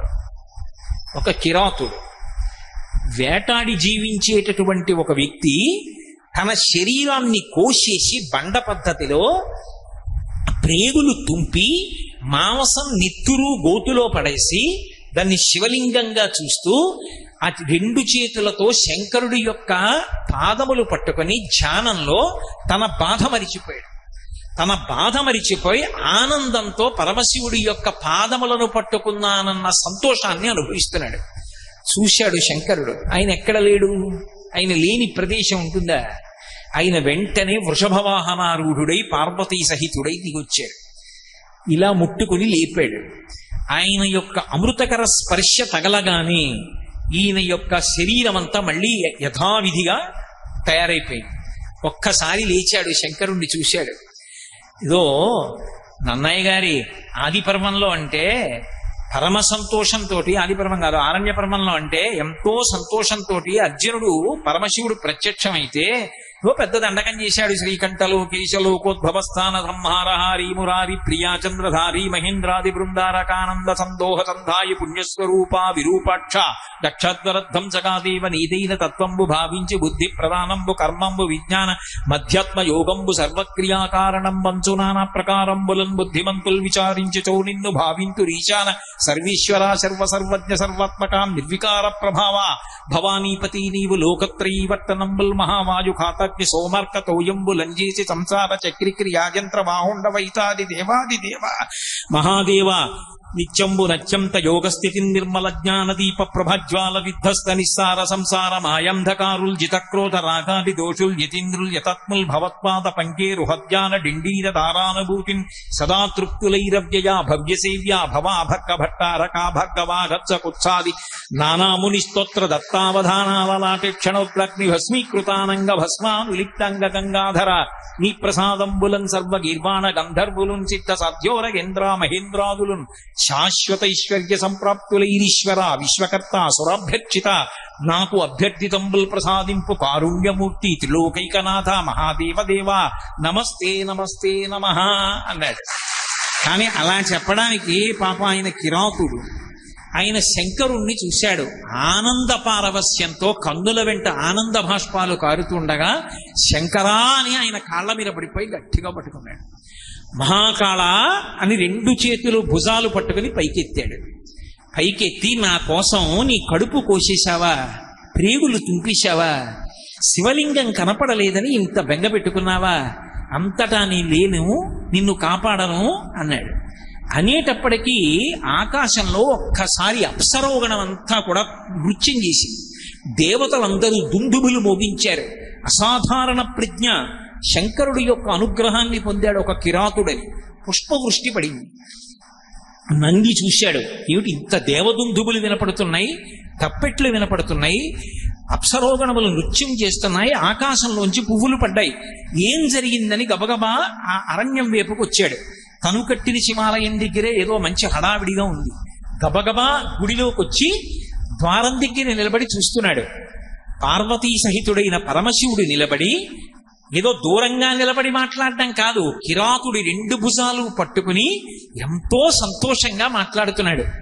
ఆ నంది ఆశ్చర్యపోయాడు. ఒక ఆలయం కట్టాను, ఇంత పూజ చేశాను, ఎన్నడూ నాకు సాక్షాత్కారం కలగలేదే, ఈ మహాకాలుడు సాక్షాత్కారం పొందాడు, ఏం అదృష్టం అని. ఇంతలో ఈ మహాకాలుడు తల తిప్పిలా చూశాడు. ఆ వైశ్యుడు కనపడ్డాడు. నంది రా రా అన్నాడు. ఆ నంది భయపడుతూ దగ్గరికి వచ్చారు.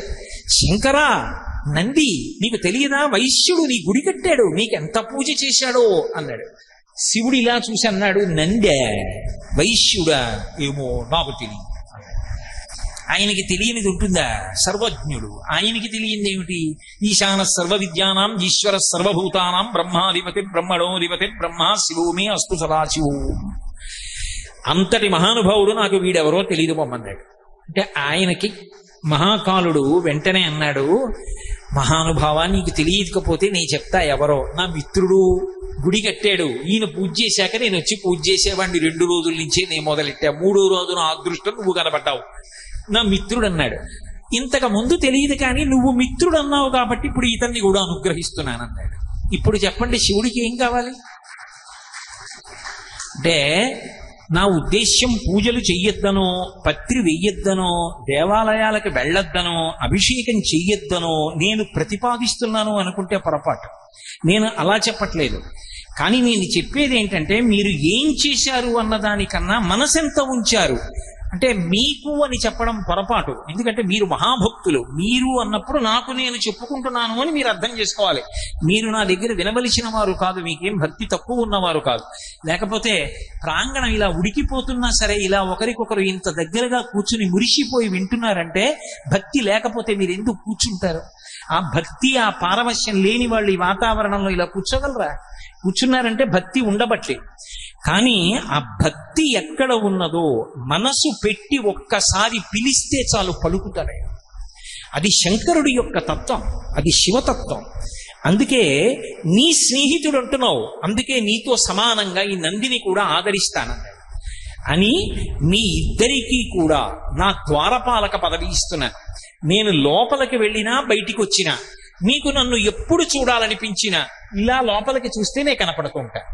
నేను కనపడలేదని కదూ, గొయ్యి తవ్వేసి ఉంది శివలింగం కనపడలేదని కదా ఇంత ఉద్ధతికి పాల్పడ్డావు. ఇక నుంచి నీకు ఆ బెంగ లేదు, నువ్వే ద్వారపాలకుడివి. ఎవరైనా ఒకవేళ నన్ను చూడాలనుకుంటే నీ దగ్గరికి వచ్చి నువ్వు అనుమతిస్తే చూస్తారు, తలుపు తీస్తే. కానీ నువ్వు చూడడానికి ఇలా వెనక్కి తిరిగి లోపలికి చూస్తేనే కనపడతా. నేను బయటికి వెళ్ళాలంటే నా గాలి నీ మించి తగులుతూ బయటికి ఎడతా. నేను మళ్ళీ లోపలికి వస్తుంటే మళ్ళీ నీ ముందు నుంచి నేను లోపలికి ఎడతా. వెడుతున్నప్పుడు వస్తున్నప్పుడు ఓసారి ఇలా చూసి అంటుంటా, చాలా ఓయ్ మహాకాళ అంటుంటాను. నీకు ఆనందమా? స్వామి ఇంకింతకన్నా ఏం కావాలి, నా జన్మ పండిపోయిందన్నాడు. నంది మహాకాళ మీ ఇద్దరికి ద్వారపాలకులుగా పదవులు ఇస్తున్నానన్నాడు. అనగానే నంది 2 వేళ్ళెత్తి అరిచాడు, సదాశివుడు మహాదేవుడు అన్నాడు. అందుకే ఇప్పటికీ ద్వారపాలకుల్లో మహాకాలుడు 2 వేళ్ళెత్తి అరుస్తాడు. వెంటనే నంది 1 వేలెత్తి అరిచాడు, అవును సదాశివుడు మహాదేవుడు అన్నాడు. అందుకని ఆయన 1 వేలెత్తాడు, ఈయన 2 వేళ్ళెత్తాడు. తనని నమ్ముకున్నటువంటి ఒక కిరాతుణ్ణి జనన మరణాతీత స్థితిని కల్పించి తన ద్వారపాలకుడి పదవి కట్టబెట్టాడు. ఇంతకన్నా శివానుగ్రహం అంటే ఏముంటుంది? పరివారము అన్న మాటకు అర్థం ద్వారపాలకుడి కన్నా గొప్పవాడు ఎవరు? వీళ్ళందరూ ఆలయాల్లో అంతర్హితంగా ఉంటారు. అందుకే ఆలయానికి వెళ్ళి చెయ్యకూడని పనులు కొన్ని ఉంటాయి. ఆలయాలకి వెళ్ళి అపచారం చేయకూడదు. ఉపచారం మాట దేవుడెరుగు. దేవాలయానికి వెళ్ళి లౌకిక ప్రసంగాలు చేయడం, దేవాలయాలకి వెళ్ళి సెల్ ఫోన్లు మాట్లాడడం, దేవాలయాలకు వెళ్ళి స్తంభాలకి గోడలకి ఆనుకుని కూర్చోవడం, దేవాలయంలో ఎక్కడ పడితే అక్కడ నిష్కారణంగా కాలుతో గట్టిగా చప్పుడొచ్చేటట్టుగా తాటించడం, ఇటువంటి పనులు చేయకూడదు. దేవాలయం అనేటటువంటిది ఒక్కరికి సంబంధించిన విషయము కాదు. బాగా జ్ఞాపకం పెట్టుకోండి. అది మనిషిని మనిషిగా బ్రతకడానికి, మనిషి ఆత్మస్థితిని తెలుసుకోవడానికి యోగ్యమైన మహోన్నతమైన కేంద్రం.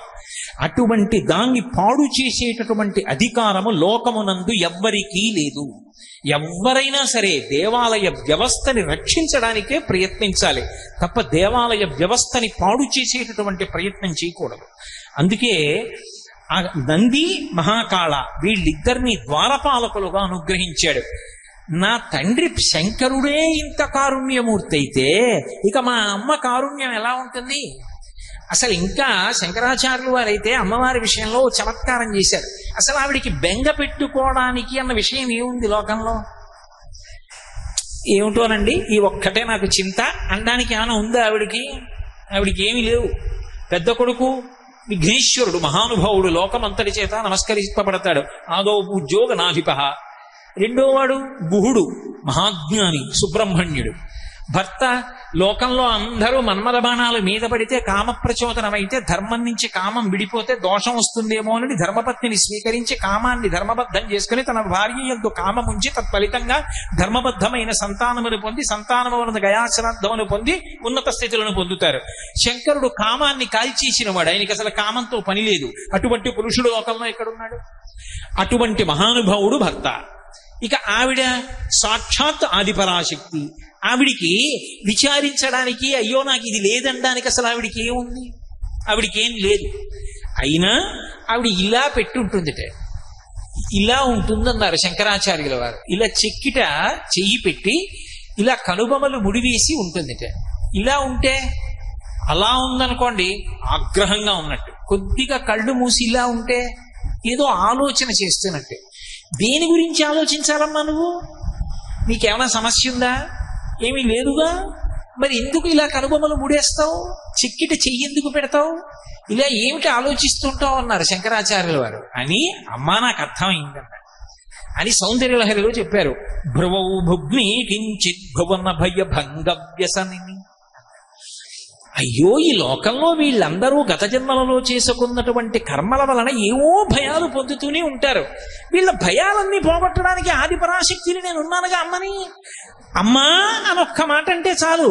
నఖైర్నాక స్త్రీణాం కరకమల సంకోచ శశిభి తరూణాం దివ్యాణాం హసతయవతే చండి చరణౌ ఫలాని స్వస్యేభ్య కిసలయ కరాగ్రేణ దదత దరిద్రేభ్యో భద్రాం శ్రియమనిశమాహ్నాయ దదతౌ. అమ్మా అంటే చాలు ఉన్నాను రా బిడ్డా అని పలకడానికి సిద్ధంగా ఉంటుంది. అమ్మా అని పిలవకపోతేనే నువ్వు రక్షించచ్చుగా అంటారేమో. మరి మనుష్యుడికి బుద్ధి ఇచ్చిందిగా, కనీసం అమ్మా అంటే చాలుగా రక్షించడానికి. అరే వీడు అమ్మా అనడే, వీడు ఒక్కసారి అమ్మా అని త్రికరణ శుద్ధిగా అంటే నేనున్నానుగా రక్షించడానికి అని వీడు అమ్మా అని పిలవకుండా ఊళ్ళో అందరి చుట్టూ తిరుగుతుంటాడు రా అని ఇలా కనుబొమ్మలు ముడివేసి మన కోసం ఆలోచిస్తూ ఉంటుందట. ఆవిడ కోసం ఆలోచించుకోవడానికి ఆవిడకేం సమస్యలు లేవు. మన సమస్యల గురించి ఆలోచించి వీడు అమ్మా అంటే పరిష్కరించడానికి నేనున్నా అనడురా, ఏమి ఆశ్చర్యం రా అని కనుబొమ్మలు ముడివేసింది అమ్మవారు అన్నారు శంకరాచార్యుల వారు. అలా ఆ తల్లి కారుణ్యం అవధిలేని కారుణ్యం. ఆవిడ యొక్క అసలు దయ గురించి చెప్పడం ఎవరికీ సాధ్యం కాదు. దాశరథి కరుణాపయోనిధి అంటాడు రామదాసు గారు. ఓ రామచంద్ర ప్రభు, నీ యొక్క దయ గురించి చెప్పడం ఎవరికీ సాధ్యం కాదు. సముద్రం ఎంత లోతో నీ కరుణ అంత లోతంటాడు. అమ్మవారి దయ కూడా అంతే. అందుకే ఆవిడ కూడా ఒకరికి ద్వారపాలక పదవి ఇచ్చింది. గౌరవర్ణము అని ఒక పేరు. అది ఎందుకు వచ్చింది అంటే సాధారణంగా మనుష్యులు ఇష్టపడేటటువంటి రంగు. మనుష్యుల యొక్క మనసు రమిస్తుంది తెలుపు అని. అంటే నేను ఏదో నల్లగా ఉన్న వాళ్ళను ఎవరినో కించపరుస్తున్నానని మీరు అనుకోకూడదు. అలా అయితే పార్వతీదేవి నలుపు, రోజు నేను నమస్కారం పెట్టట్లా తల్లికి. నారాయణుడు నలుపు, స్వామికి నమస్కారం పెట్టట్లా. నేనేదో ఆ వర్ణము యొక్క విశేషాన్ని అన్నాను తప్ప దాని ఉద్దేశం నేనేదో మిగిలిన వాటిని తక్కువ చేయడం నా ఉద్దేశం ఎప్పుడూ కానే కాదు. కాబట్టి రాజుగారి పెద్ద భార్య చిన్నది మంచిది అంటే చిన్న భార్య చెడ్డది అని కాదు. నాకు పెద్ద భార్య గురించి తెలుసు, చెప్పాను అని అర్థం చేసుకోవాలి కదా. అంతేగాని అఘాయిత్య పాండిత్యంతో మాట్లాడకూడదు. కాబట్టి సితవపుహు, ఆయన తెల్లగా ఉంటాడు. తెల్లగా ఉన్న శంకరుడు కూర్చున్నాడు. ఆయనకి ఎప్పుడూ ఈ రంగులు అందాలు చందాలు ఇవన్నీ పట్టించుకున్నవాడైతే జగదంబ ఆవిడ సౌందర్యాన్ని మించిన సౌందర్యం ఎక్కడుంటుంది? అయినా ఆకులు కూడా తిండమ్మా అనేసి ఉపవాసాలు చేసి పరమశివుడి గురించి తపస్సు చేసి చిక్కిపోయి అపర్ణ అయిపోతే అప్పుడు ఆయన స్వీకరించాడు భార్యగా. బాహ్య సౌందర్యానికి లొంగడు శంకరుడు, అంతఃసౌందర్యానికి లొంగుతాడు. అటువంటి శివుడు పార్వతీదేవి వంక చూశాడు. అమ్మవారు చెయ్యి ఇక్కడ పెట్టింది, శంకరుడు చెయ్యి ఇలా పెట్టుకున్నాడు. ఆయన చెయ్యి తెల్లగా మెరిసిపోతోంది, ఆవిడ చెయ్యి నల్లగా ఉంది. ఆవిడ అన్నగారు నారాయణమూర్తి, ఆయన చెల్లెలు నారాయణ నారాయణి, అన్నా చెల్లెలు. శివ శివాని భార్యాభర్తలు, భవ భవాని భార్యాభర్తలు, రుద్ర రుద్రాణి భార్యాభర్తలు, భర్గ భార్గవి వాళ్ళిద్దరూ భార్యాభర్తలు. అలాగే హంస హంసిని భార్యాభర్తలు, నారాయణ నారాయణి భార్యాభర్తల గారు అన్నా చెల్లెళ్ళు. నారాయణమూర్తి అమ్మవారు వీళ్ళిద్దరూ అన్నా చెల్లెళ్ళు. అందుకే ప్రతిజ్ఞ కూడా ఇద్దరిది ఒకటే. ఇద్దరూ అవతార స్వీకారం చేస్తారు, ఇద్దరిది అలంకార ప్రియత్వం, ఇద్దరూ రాక్షస సంహారం చేస్తారు. అందుకే ఆయన పరిత్రాణాయ సాధూనాం వినాశాయ దుష్కృతాం ధర్మ సంస్థాపనార్థాయ సంభవామి యుగే యుగే అంటాడు ఆయన. ఎప్పుడెప్పుడు ధర్మమునకు ఇబ్బంది కలుగుతుందో అప్పుడప్పుడు నేను అవతార స్వీకారం చేస్తాను. నన్ను ఒక ఆకారంతో చూడకుండా ఉండలేని పరితపించినటువంటి మహాభాగవతోత్తములైనటువంటి వాళ్ళ కోరిక తీర్చడానికి ఒక రూపాన్ని పొంది వస్తానంటాడు. అమ్మవారు యదా యదా హి సాధూనాం దుఃఖం భవతి దానవా తదా తేషాంచ రక్షార్థం దేహం సంధారయామ్యహం అంటుంది దేవి భాగవతంలో.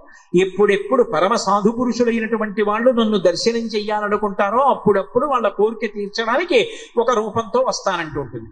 అంతే తప్ప అది నిజంగా అలా రంగులని కాదు. అందుకే నారాయణ నారాయణి ఇద్దరు చేసే పనులు ఒక్కలా ఉంటాయి. కాబట్టి ఇద్దరూ ధర్మాన్ని కాపాడతారు, ఇద్దరూ అవతార స్వీకారం చేస్తారు, ఇద్దరూ రాక్షస సంహారం చేస్తారు, ఇద్దరూ భక్తుల్ని కాపాడతారు. అందుకే ఆయన నలుపు ఆవిడ నలుపు, నారాయణ నారాయణి అన్నా చెల్లెలు. అందుకని అమ్మవారు నల్లగా ఉంటుంది. అందుకే పుట్టగానే హిమవంతుడికి కూతురు పుట్టింది అనగానే నారదుడు వెళ్ళాడు. పేరు పెట్టండి మహాశయ ఈ పిల్లకన్నారు. ఆయన చూశాడు, నల్ల పిల్ల కాళీ అన్నాడు. కాళీ అంటే నల్లగా ఉండే పిల్ల అని దాని అర్థం. కాళీ శంకరుడు ఏదో నల్లగా ఉంటుందని కాదు, పరమ ప్రేమతో కాళీ కాళీ అని పిలుస్తూ ఉండేవాడు. ఒకరోజు ఎందుకు ఆయనకి పాపం మా స్వామికి అసలు అలాంటి లక్షణాలు లేవు, దేవతా కార్యం ఒకటి జరగవలసి ఉంది. అందుకని ఆయన ఏం చేశాడు, తన చెయ్యి ఇలా పెట్టాడు, అమ్మవారు చెయ్యి పక్కనెట్టింది.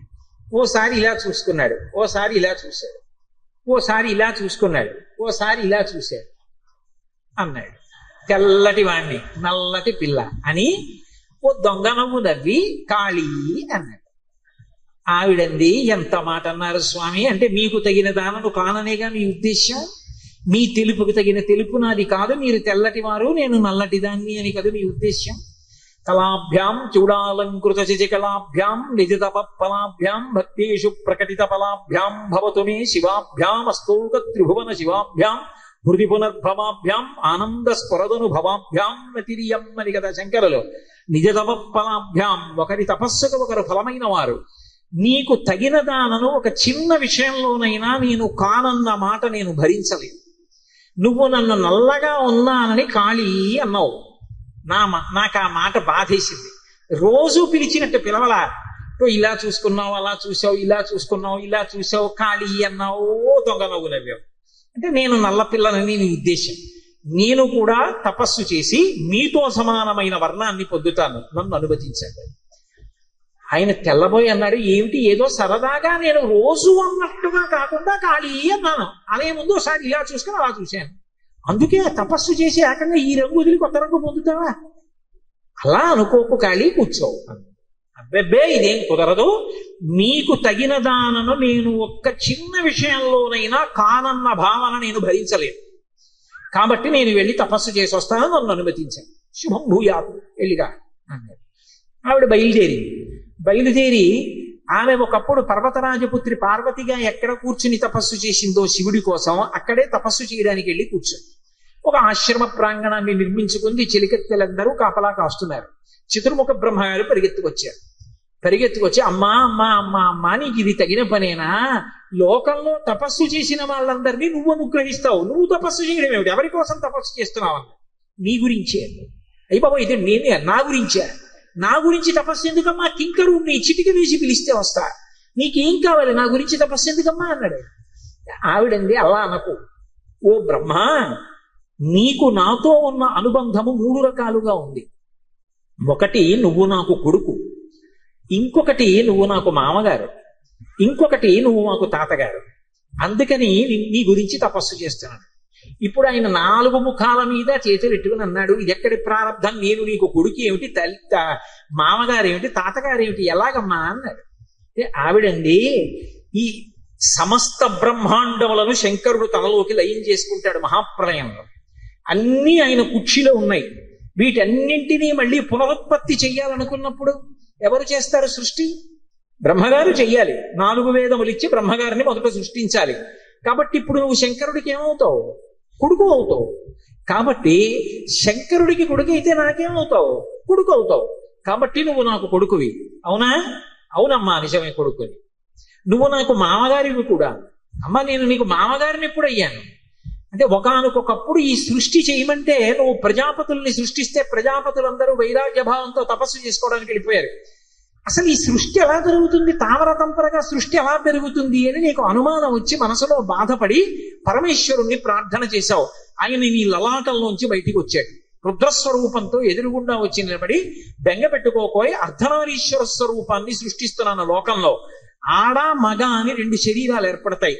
ఒకరి పట్ల ఒకరికి ఆకర్షణ ఉంటుంది, దానివల్ల సృష్టి జరుగుతుంది ఇక పైన అని వరం ఇచ్చాడు.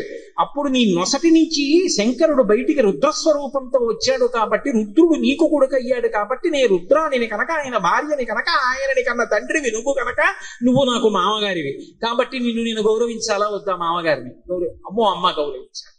అంటే నేను ఒకసారి కొడుకు, ఓసారి మామ, బాగుందమ్మా. తాతని ఇప్పుడు అయ్యాడు హిమవత్ శర్మ. హిమవత్ పర్వతం నీకు కుమారుడుగా లోకంలో పిలువబడతాడు. అవునా కాదా? అవునమ్మా, హిమవత్ పర్వతం నా కొడుకే. హిమవంతుడు నీకు కొడుకు అయితే హిమవంతుడి కూతుర్ని కాబట్టి నాకు హైమవతి అని పేరు. ఇప్పుడు నా తండ్రి హిమవంతుడైతే హిమవంతుడికి తండ్రివి నువ్వైతే నువ్వు నాకేమవుతావు? తాతవేనా? అవునమ్మా తాతని. అందుకు తపస్సు చేశాను. ఏం కావాలమ్మా, దేని గురించి అల్లరంతా అని అడిగాడు. అడిగితే ఏమీ లేదు, శంకరుడు ఏమిటో ఇలా చూశాడు అలా చూశాడు కాళీ అన్నాడు. ఈ వర్ణం పోయి తెల్లటి వర్ణం పొందాలనుకుంటున్నాను. అది ఉట్టి తెలుపు కాదు, తెలుపు పసుపుకి కూడా గౌరవర్ణం అని పేరుంది. రెండు కలిసినటువంటి కాంతితో కూడిన వర్ణాన్ని పొందుతాను. శంకరుడు చూసి అబ్బా అనాలి. అటువంటి పేరు రావాలి గౌరీ. గౌరవర్ణంతో గౌరీనై వెళ్ళి ఆయన పక్కన కూర్చుంటానని.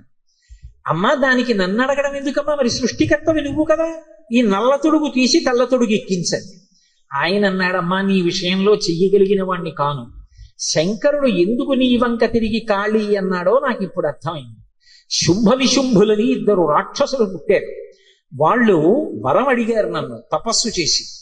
అయోనిజ అయినటువంటిది, పెళ్లి కానిటువంటిది, కుమారి అయినటువంటిది, మహాసౌందర్య రాశి అయినటువంటి ఒక ఆడదాని చేతిలో మేము చచ్చిపోతామని వరం అడిగారు.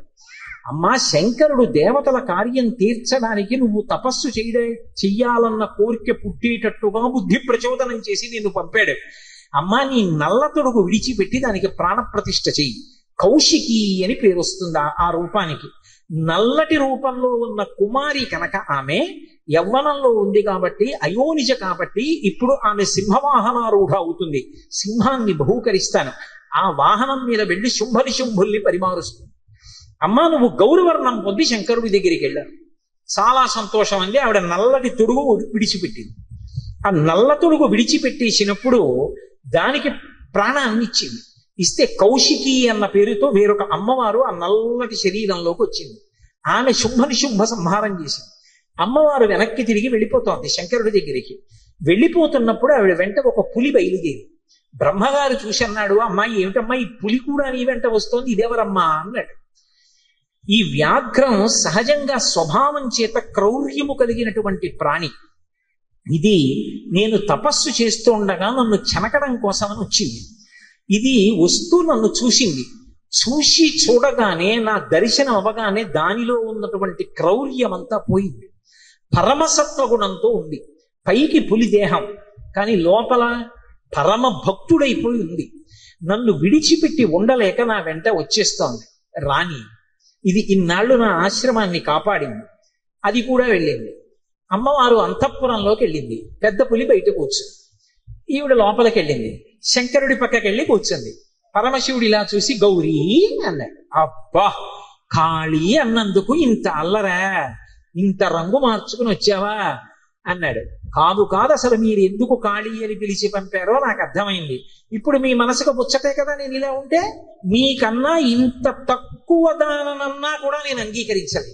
అందుకే ఆడపిల్ల పెళ్లి పీటలకి వెళ్లే ముందు గౌరీ పూజ మాత్రమే చేస్తుంది. కారణం ఏమిటో తెలుసా? అమ్మా నన్ను కన్నవారిని విడిచిపెట్టేస్తున్నాను, నా తోబుట్టువుల్ని విడిచిపెట్టేస్తున్నాను, నేను నివసించిన ఊరు విడిచిపెట్టేస్తున్నాను. మగవాడు అలా విడిచిపెట్టలేడు. నేను ఉన్న ఊరు విడిచిపెట్టి ఒక్క 4 రోజులు ఇంకో ఊరు వెళ్ళి ఉపన్యాసం చెప్పాను అనుకోండి, నాకు బ్రహ్మరథం పట్టనివ్వండి. పాపం వాళ్ళేం తక్కువ చేయరు, ఎన్ని సౌకర్యాలు కల్పించనివ్వండి. ఏమిటో ఎప్పుడు వెళ్ళిపోతానో కాకినాడ అనిపిస్తుంది. ఏమిటి అక్కడికి వెళ్ళి ఏం చేస్తావు? పాపం వాళ్ళు నీకేమన్నా తక్కువ చేశారా నీ ఇంట్లో కన్నా? ఏమీ లేదు, అన్నీ ఎక్కువే చేశారు. మరి ఎందుకు వెళ్ళిపోతానంటావు? అదో సంతోషం. మరి అది ఆడపిల్ల అయితే తల్లిని వదిలేస్తుంది, తండ్రిని వదిలేస్తుంది, తోబుట్టువులను వదిలిపెట్టేస్తుంది, ఉన్న ఊరు వదిలిపెట్టేస్తుంది, స్నేహితులను వదిలిపెట్టేస్తుంది, ఆఖరికి తన ఇంటి పేరు వదిలిపెట్టేస్తుంది, తన గోత్రం వదిలిపెట్టేస్తుంది. చిటికిని వేలు పట్టుకుని ముక్కు ముఖం తెలియనటువంటి వాడు భర్త అని వెళ్ళిపోతుంది. సముద్రాలు ఖండాలు దాటి వెళ్ళిపోతోంది. ఎక్కడికో ఆయననొక్కడిని నమ్మి వెళ్ళిపోతోంది. ఆయన సంతోషంతో చిరునవ్వు నవ్వి పలకరించి ప్రేమతో మాట్లాడాడు అనుకోండి, ఎంత ఆనందమో, నిజంగా ఎంత సంతోషపడిపోతుందో. అదే భర్త కసురుకున్నాడు అనుకోండి, ఒక్క విషయం నా కర్మ కొద్దీ దొరికావు అన్నాడు అనుకోండి, అంతే. ఆ మూలకెళ్ళి ఈ మూలకెళ్ళి కళ్ళొత్తుకుంటుంది. ఎంతమంది పొగడనివ్వండి, సంతోషం ఉండదు. ఆయన ఏదో అన్నాను లేవే గబుకు, అవునులేండి మనసులో మాట బయటకు వచ్చింది, మీ కర్మ కొద్దీ దొరికాను, మీకు తగిందాన్ని అయితే కదూ అంటుంది. ఆ మాట తట్టుకోలేదు ఆడది. అమ్మా, జగదంబవైన నువ్వే పరమశివుడు ఒక్కసారి ఇలా చూసి కాళీ అంటే తట్టుకోలేకపోయావే, నేను సామాన్యమైన ఆడపిల్లని, తల్లిని తండ్రిని ఉన్న ఊరిని కన్నవాళ్ళని ఇంటి పేరు గోత్రం స్నేహితులు బంధువులు అందరినీ విడిచిపెట్టి వెళ్ళిపోతున్నాను. ఏ కష్టమైనా పర్వాలేదు కానీ ఆయన మాత్రం ఎప్పుడూ నా వంక తిరిగి నాకు తగిన దానము కావన్న మాట నన్ను అనకుండా చూడమ్మా, ఆయన ప్రేమ నా యందు నిలబడేటట్టు చూడమ్మా అని గౌరీ పూజ చేస్తుంది. అందుకే గౌరీ పూజ చేసేటప్పుడు అంత భక్తితో చేయించాలి తప్ప అది తీసుకెళ్ళి ఏదో అక్కర్లేని క్రతువు చేసినట్టు కళ్యాణ మండపం మొత్తం మీద ఎక్కడ చిన్న గది ఉంటుందో ఆ చిన్న గదిలోకి తీసుకెళ్లి కూర్చోపెట్టి అక్కడ గౌరీ పూజ చేయిస్తాడు నాబోటిగాడు. అసలు ఎక్కడ కోడలుగా తీసుకుంటాడు మామగారు? అక్కడికి వెడతాడు, అక్కడ చెప్తారు ప్రవర, రెండు వైపుల ప్రవర చెప్పి ఈమెని నా కోడలుగా స్వీకరిస్తున్నానని చెప్పేవాడు ఎవరంటే మామగారు చెప్తాడు. చెప్పే వరకు పెళ్లిపేట్ల మీదకి రావడానికి వీల్లేదు. అటువంటి గౌరీ పూజ చక్కగా అందంగా జరగాలి.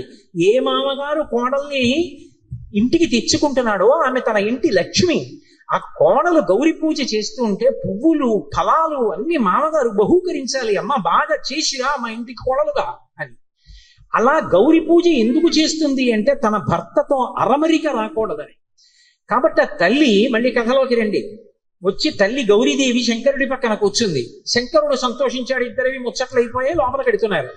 అమ్మవారంది, స్వామి స్వామి మీరు ఒక్క ప్రాణిని అనుగ్రహించాలి. ఎవరు?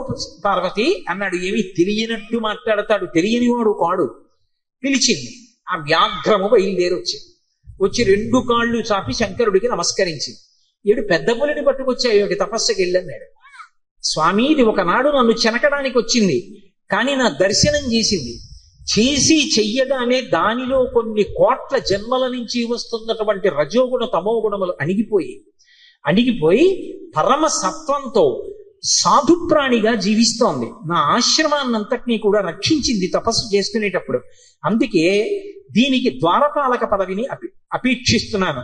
గణాధిపత్యం ఇచ్చి ద్వారపాలకుడుగా ఈ పెద్ద పులిని కూర్చోపెట్టండి అని అడిగింది. శంకరుడు ప్రసన్నుడయ్యాడు. అందుకే మూకశంకరుడు మూక పంచశతి చేస్తూ ఒక మాట అంటారు, జింతోస్తవ పద పూజన సంతోష తరంగితస్య కామాక్షి జింతో యది భవతి పునః సింధోరంభస్సు భ్రమీతి శిలా అంటారు. ఒక్కసారి జీవితంలో అమ్మవారి పాదములు పట్టుకుని సంతోష తరంగములు మనసులో కదిలేటట్టుగా అర్చన చేసినటువంటి వాడు ఎవరైనా సరే మళ్ళీ వాడు పుట్టడం అనేటటువంటిది సంభవించింది అంటే పెద్ద నదిలో బండరాయి ఒకటి పైకి తేలడంతో సమానం. బండరాయి ఎక్కడైనా నదిలో పైకి తేలుతుందా? మునిగిపోతుంది. ఒక్క రామప్ప దేవాలయం కట్టిన ఇటకలు మాత్రమే నీళ్లలో మునగవు, తేలుతాయి. అది ఎలా అన్నది ఇప్పటికీ తెలియదు.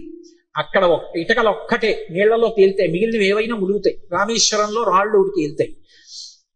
కానీ అమ్మవారి పాదములు పట్టి ఒక్కసారైనా సరే సంతోష తరంగితస్య కామాక్షి, ఆ తల్లి పాదములను అర్చన చేసినప్పుడు అమ్మవారి పాదములు కనపడి ఆనంద తన్మయత్వంతో ఆనంద పులకాంకురములు లేచేటట్టుగా ఒక్కసారైనా పూజ చేసినటువంటి వాడు మళ్ళీ పుట్టడం అన్నది జరిగితే నీటి మీద బండరాయి తేలినట్టే.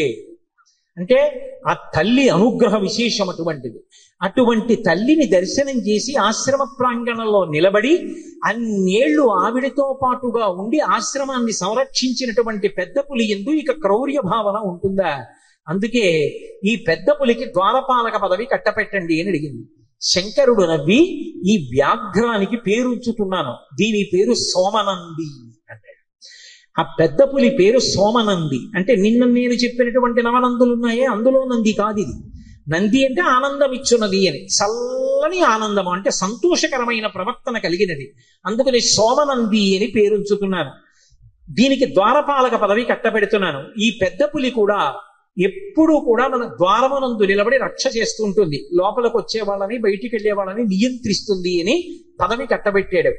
ఆ తల్లిదండ్రుల యొక్క అనుగ్రహము ఎంత అవధి లేనిదై ఉంటుంది అంటే కేవలముగా ఒక్కసారి నమస్కరించి ఒక్కసారి చూసి పరవశించినంత మాత్రం చేత తమ పరివారంలోకి తీసుకున్నారు ద్వారపాలకులు. అలా వచ్చిన వాళ్ళు నంది, మహాకాలుడు, సోమనంది వీళ్ళందరూ శివాలయంలో ద్వారపాలకులుగా ఉంటారు. అలాగే మహానుభావుడైనటువంటి వాడు కాలభైరవుడు.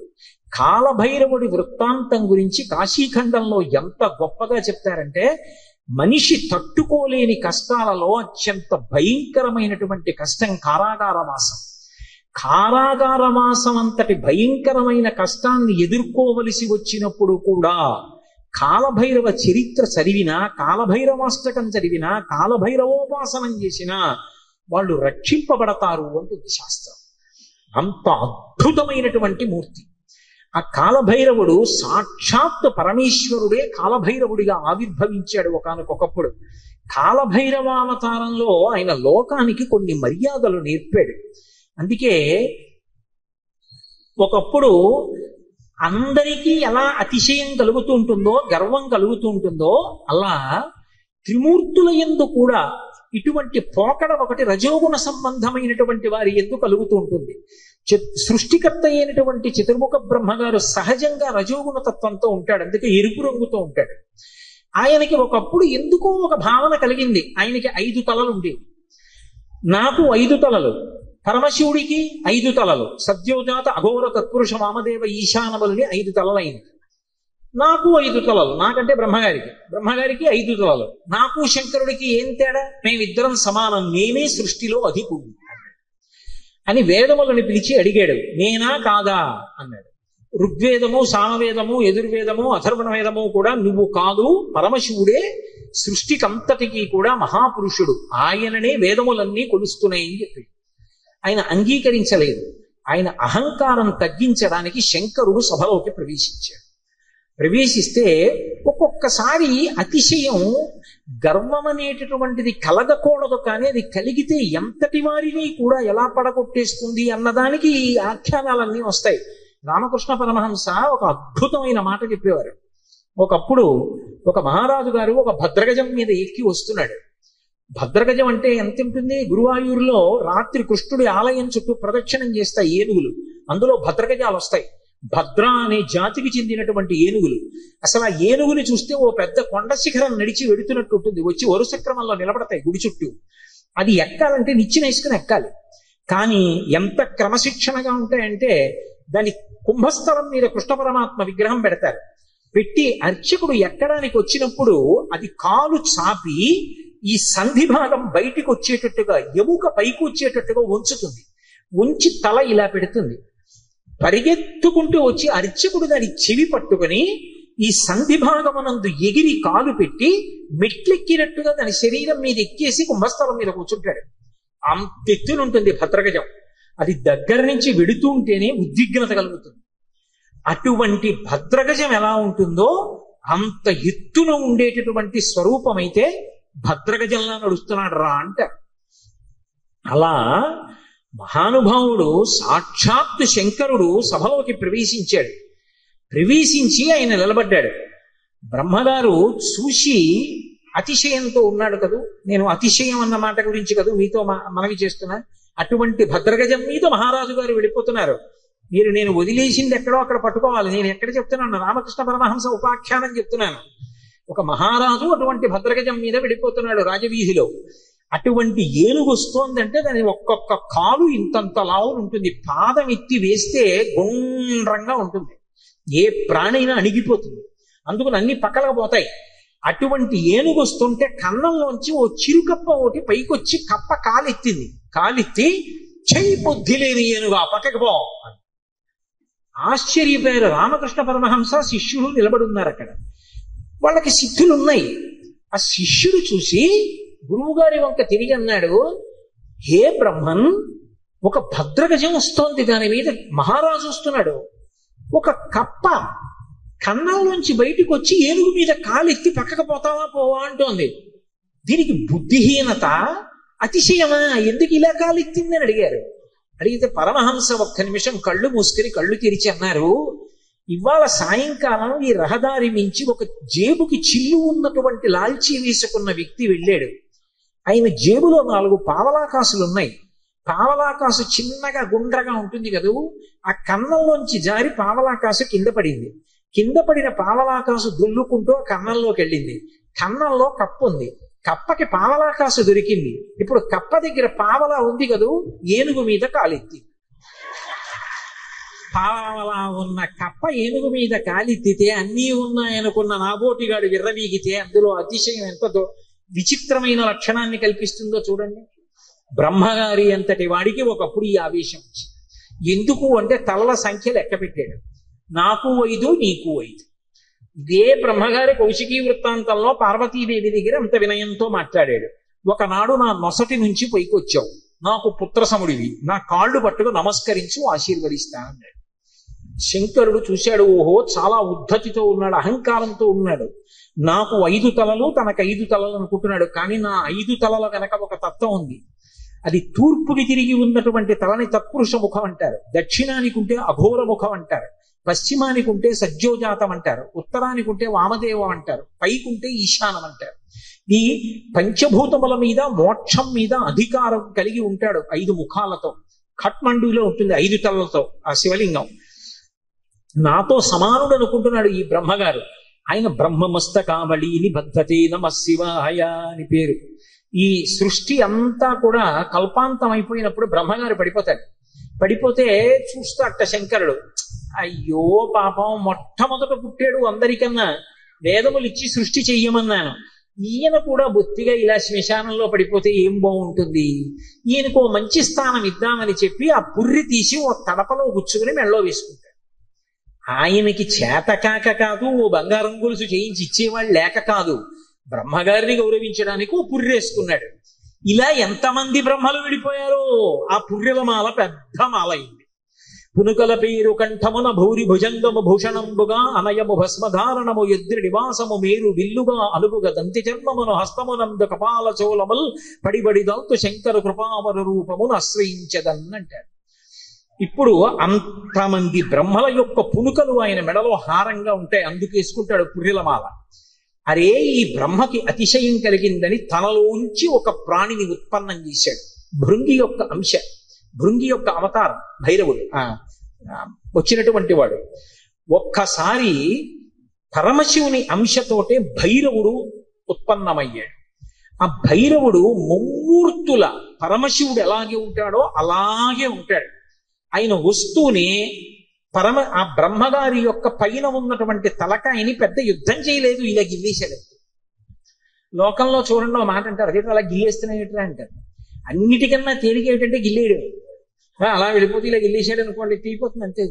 బాగా బలం ఉన్నవాడు ఏం చేస్తాడు, గిల్లుతూ ఉంటాడు, గిల్లి గజ్జాలు ఎట్టుకుంటాడు అంటారు. అందుకే గిల్లేయడం అంటే అంత తేలిక. యువతల వాడికి బలం ఎక్కువ ఉంటే బలం తక్కువ ఉన్నవాడిని గిల్లేస్తాడు. అందుకే బ్రహ్మగారి 5వ తలకాయని కష్టపడి తొలగతోశాడం లేదు, గిల్లేశాడంట. శంకరాచార్యులు వారు సౌందర్యలహరిలో కూడా అలాగే రాశారు, అంత అందంగానూ రచన చేశారు. మృణాళీ మృద్వీనాం తవ భుజలతానాం చతసృణాం చతుర్భిః సౌందర్యం సరసిజ భవస్తౌతివదనైః నకేభ్యః సంత్రస్సన్ ప్రథమమథనాదందకరిపూః చతుర్నాం శీర్షాణాం సమమభయ హస్తాత్మన ధియా అన్నాడు. శంకరులకు శంకరులే చెల్లు. అహంకరించాడని కాలభైరవుడు ఓ తలకే గిల్లేశాడు. ఏమండి, ఇప్పుడు నేను ఇలా పట్టుకుని ఇలా గిల్లేశాను అనుకోండి, ఆ మిగిలిన పువ్వు ఏమనుకుంటుంది, దాన్ని ఒకదాన్ని గిల్లేండి నా జోలికి రాడనుకుంటుందా? ఏమో ఇలా అన్నవాడు మళ్ళీ ఇలా అంటే అది ఉడికిపోతే మళ్ళీ వచ్చేస్తుందేమో చెయ్యని. ఇప్పుడు ఇలా అన్నవాడు మళ్ళీ ఇంకోటి ఇలా అంటే 3 ఉంటాయి ఇంకా. అందుకని ఆయన ఏం చేశాడంటే బ్రహ్మగారు ఒక తలకాయ గిల్లేయగానే ఇంకా 4 తలకాయలు మిగిలాయి. అమ్మవారి వంక చూశాట. అమ్మవారు 4 చేతులతో ఉంటుంది కదా. అమ్మా, నేను తామర పువ్వులోంచి పుట్టాను, నీ చేతులు తామర పువ్వుల్లో ఉంటాయి కాబట్టి మన ఇద్దరికి ఓ బంధుత్వం ఉంది. అమ్మా, నా 4 తలకాయలు తామర పువ్వులు లాంటి నీ చేతుల కింద పెడతాను, కాపాడమ్మా అని 4 తలకాయలు గబగబా పెట్టుకుని అమ్మవారు 4 చేతుల కింద పెట్టేటప్పటికి మళ్ళీ గిల్లుదామని చూశాడు. పైన అమ్మవారి చెయ్యి ఉంది, నవ్వి ఊరుకున్నాడు. అలా అమ్మా, నీ చేతులు పెట్టుండకపోతే బ్రహ్మగారి తలకాయలు ఉండేవో ఉండకపోవు. ఏమో గిల్లేసిన వాడు ఓటు గిల్లుతాడు నమ్మకం. కాబట్టి నకేభ్యః సంత్రస్సన్ గోటితో గిల్లేశాడంతే. కాలభైరవుడంటే అంతటి ప్రచండ శక్తి స్వరూపం. కాశీఖండంలో ఆయన గురించి ఒక అద్భుతమైనటువంటి విశేషం చెప్తారు. అజుండు తాను అధికుండుననుచు గర్వింప కరనఖాగ్రమునత చిరము త్రుంచి సాకారయకు బ్రహ్మహత్యతో చనుదేరి సర్వలోకంబులు సంచరించి వైకుంఠమునకేగి రమా వైకుంఠులర్చించ అమృతభిక్షాశనం అరగించే కాశికానగర కంఠోపదేశంబున పగలవైచకరంపు బ్రహ్మపునుక ఆధిపత్యంబు పొందె కామారి చేత పురియవైచిన చోట కపురము చేసే కాశికాపురమునకు 7 గడయు చూపే క్రోధభైరవ దేవుండు కుంభజన్మ అంటారు. ఆయన బ్రహ్మగారి తలకై తుంపేశాడు. తుంపేస్తే ఆయన బ్రహ్మగారు బ్రహ్మహత్యాపాతకం వచ్చింది. పరమశివుడికి బ్రహ్మహత్యాపాతకం ఉంటుందా?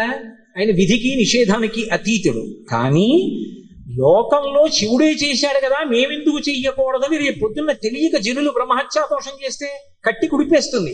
అందుకని దాని పాపం ఎంత కఠినంగా ఉంటుందో చూపించడానికి తాను బ్రహ్మహత్యాపాతకం పోగొట్టుకోవడానికి చెయ్యవలసిన ప్రాయశ్చిత్తాన్ని చేసి చూపించాడు. ఆ తల వచ్చి అంటుకుంది పుర్రె. ఆ చేతికి అంటుకున్న పుర్రెతోటి కపాల భిక్ష అందరినీ భిక్షాటన చేస్తూ లోకములన్నీ తిరిగాడు. తిరిగి తిరిగి తిరిగి తిరిగి ఒక రోజున వైకుంఠానికి వెళ్ళాడు. అబ్బా, ఇటువంటి అతిథి ఎక్కడ దొరుకుతాడు? ఊరక రారు మహాత్ములు మా రథముల ఇండ్ల కడకు వచ్చుటెలెల్లను కారణము మంగళములకు మీరొచ్చుట శుభమాకు నిజము మహాత్మ అంటాడు నందుడు గొర్గుడు వస్తే దశమస్కంధంలో. అలా గబగబా పరిగెత్తుకొచ్చి లోపలికి పిలిచి శ్రీమన్నారాయణుడు లక్ష్మీదేవి కూర్చోపెట్టి ఆయనకి ఆతిథ్యం ఇచ్చారు. ఆ ఆతిథ్యం ఇచ్చినప్పుడు ఏదో లౌకికంగా ఉండినటువంటి అన్నం పెట్టలేదు. భిక్షాన్నంగా ఏం పెట్టారంటే మనోరథము అనబడేటటువంటి ఒక అద్భుతమైనటువంటి అమృతం ఉంటుంది. అది ఒక్క వైకుంఠంలో వాళ్ళ దగ్గరే ఉంటుంది. ఆ అమృత రసాన్ని పెట్టారు.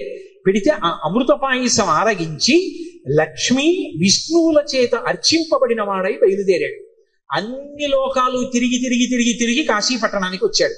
కాశీపట్టణంలోకి ప్రవేశించగానే చేతికున్నటువంటి బ్రహ్మకపాలం ఊడి కింద పడి బద్దలైంది. అంటే కాశీపట్టణం అంత గొప్ప పట్టణం. అందులోకి వెళ్ళగానే బ్రహ్మహత్య పోయింది. అప్పుడు ఆ లోపలికి వెళ్ళిన తర్వాత శంకరుడు బయలుదేరి వచ్చి ఈ కాశీ పట్టణానికి అంతటికీ నిన్ను అధిపతిగా అభిషేకం చేస్తున్నానని కాలభైరవుణ్ణి కాశీ పట్టణానికి పట్టాభిషిక్తుణ్ణి చేశాడు సంరక్షకుడుగా.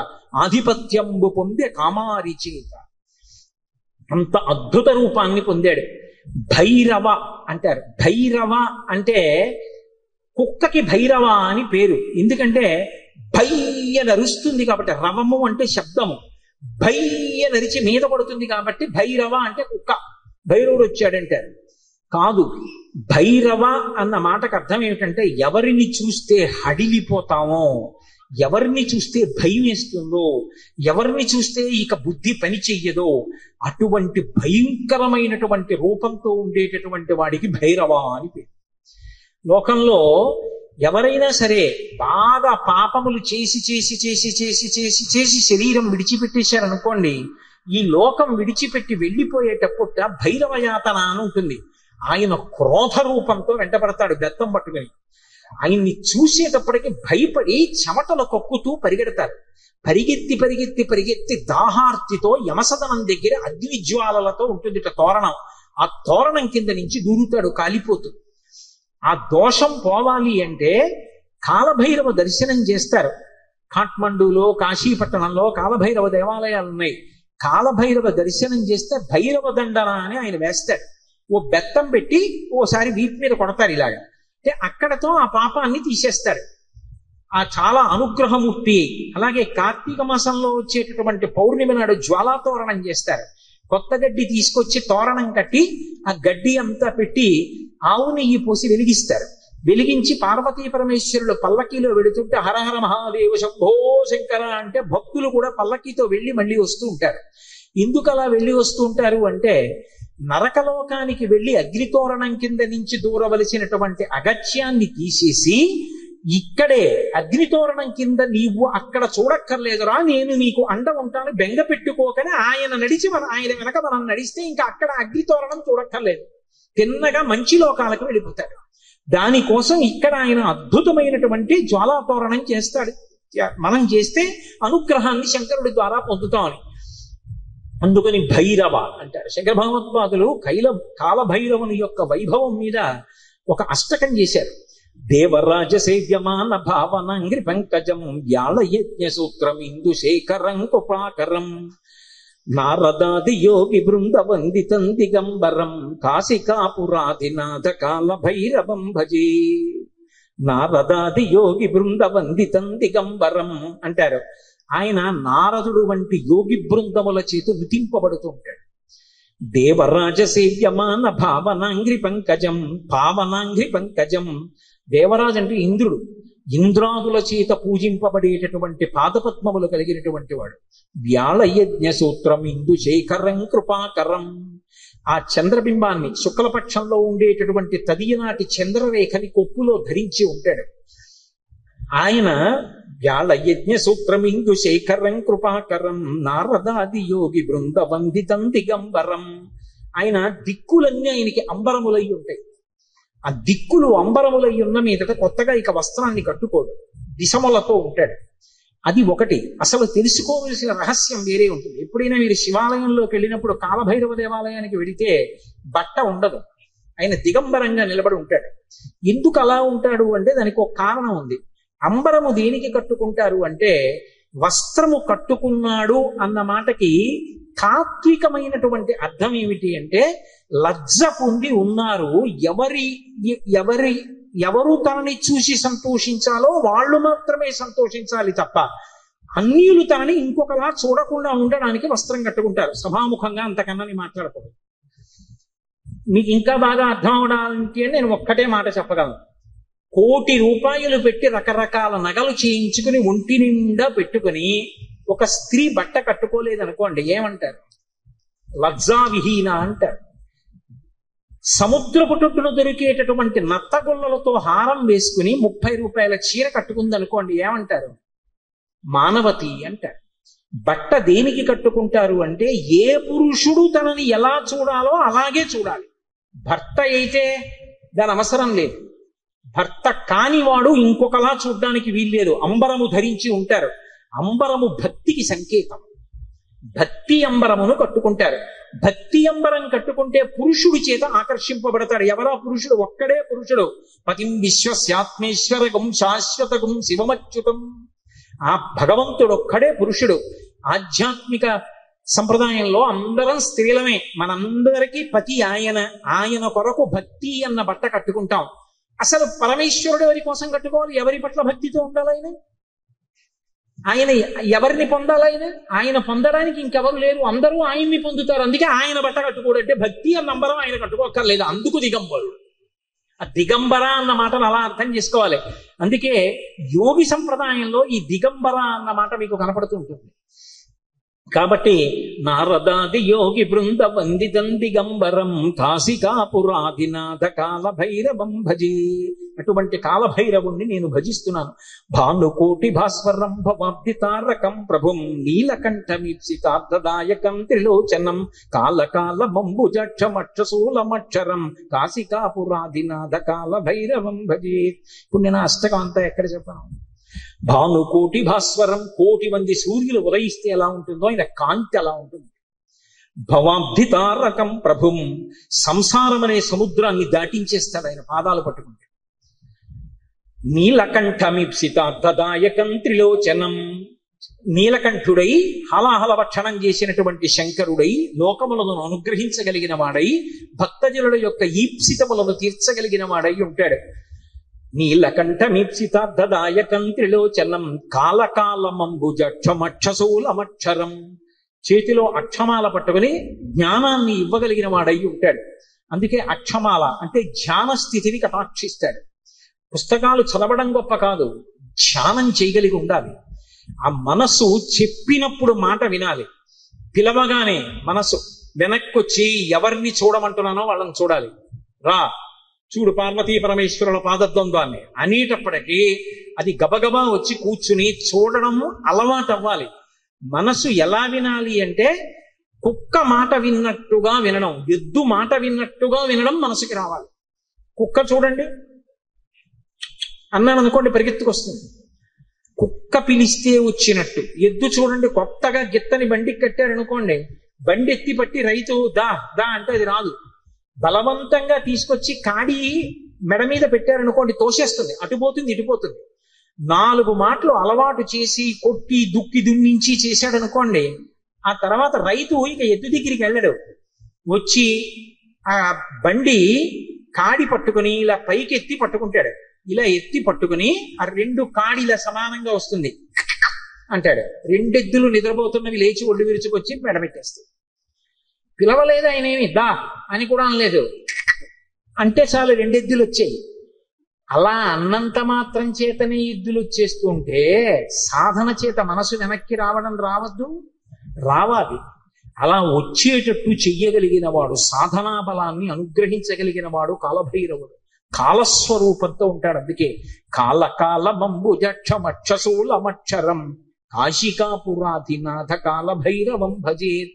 అందుకే కాలభైరవ శ్లోకానికి ఫలశ్రుతి చెప్తూ కాలభైరమష్టకం పఠంతి ఏ మనోహరం జ్ఞానముక్తి సాధనం విచిత్ర పుణ్యవర్ధనం శోకమోహ దైన్యలోభ కోపతాపనాశనం తే ప్రయాంతి కాలభైరవంగ్రి సన్నిధిం ధ్రువం అంటారు.